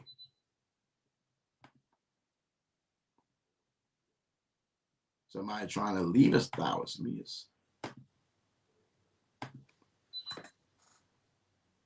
Okay, so we basically done after I look up this definition. Maharawchaa, boom.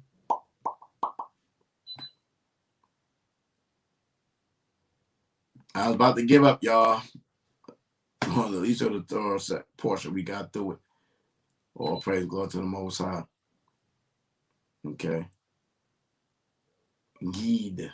I mean, matter of fact, I don't like this right here. Let me just look at it and think, yeah, this is going to show us be a style.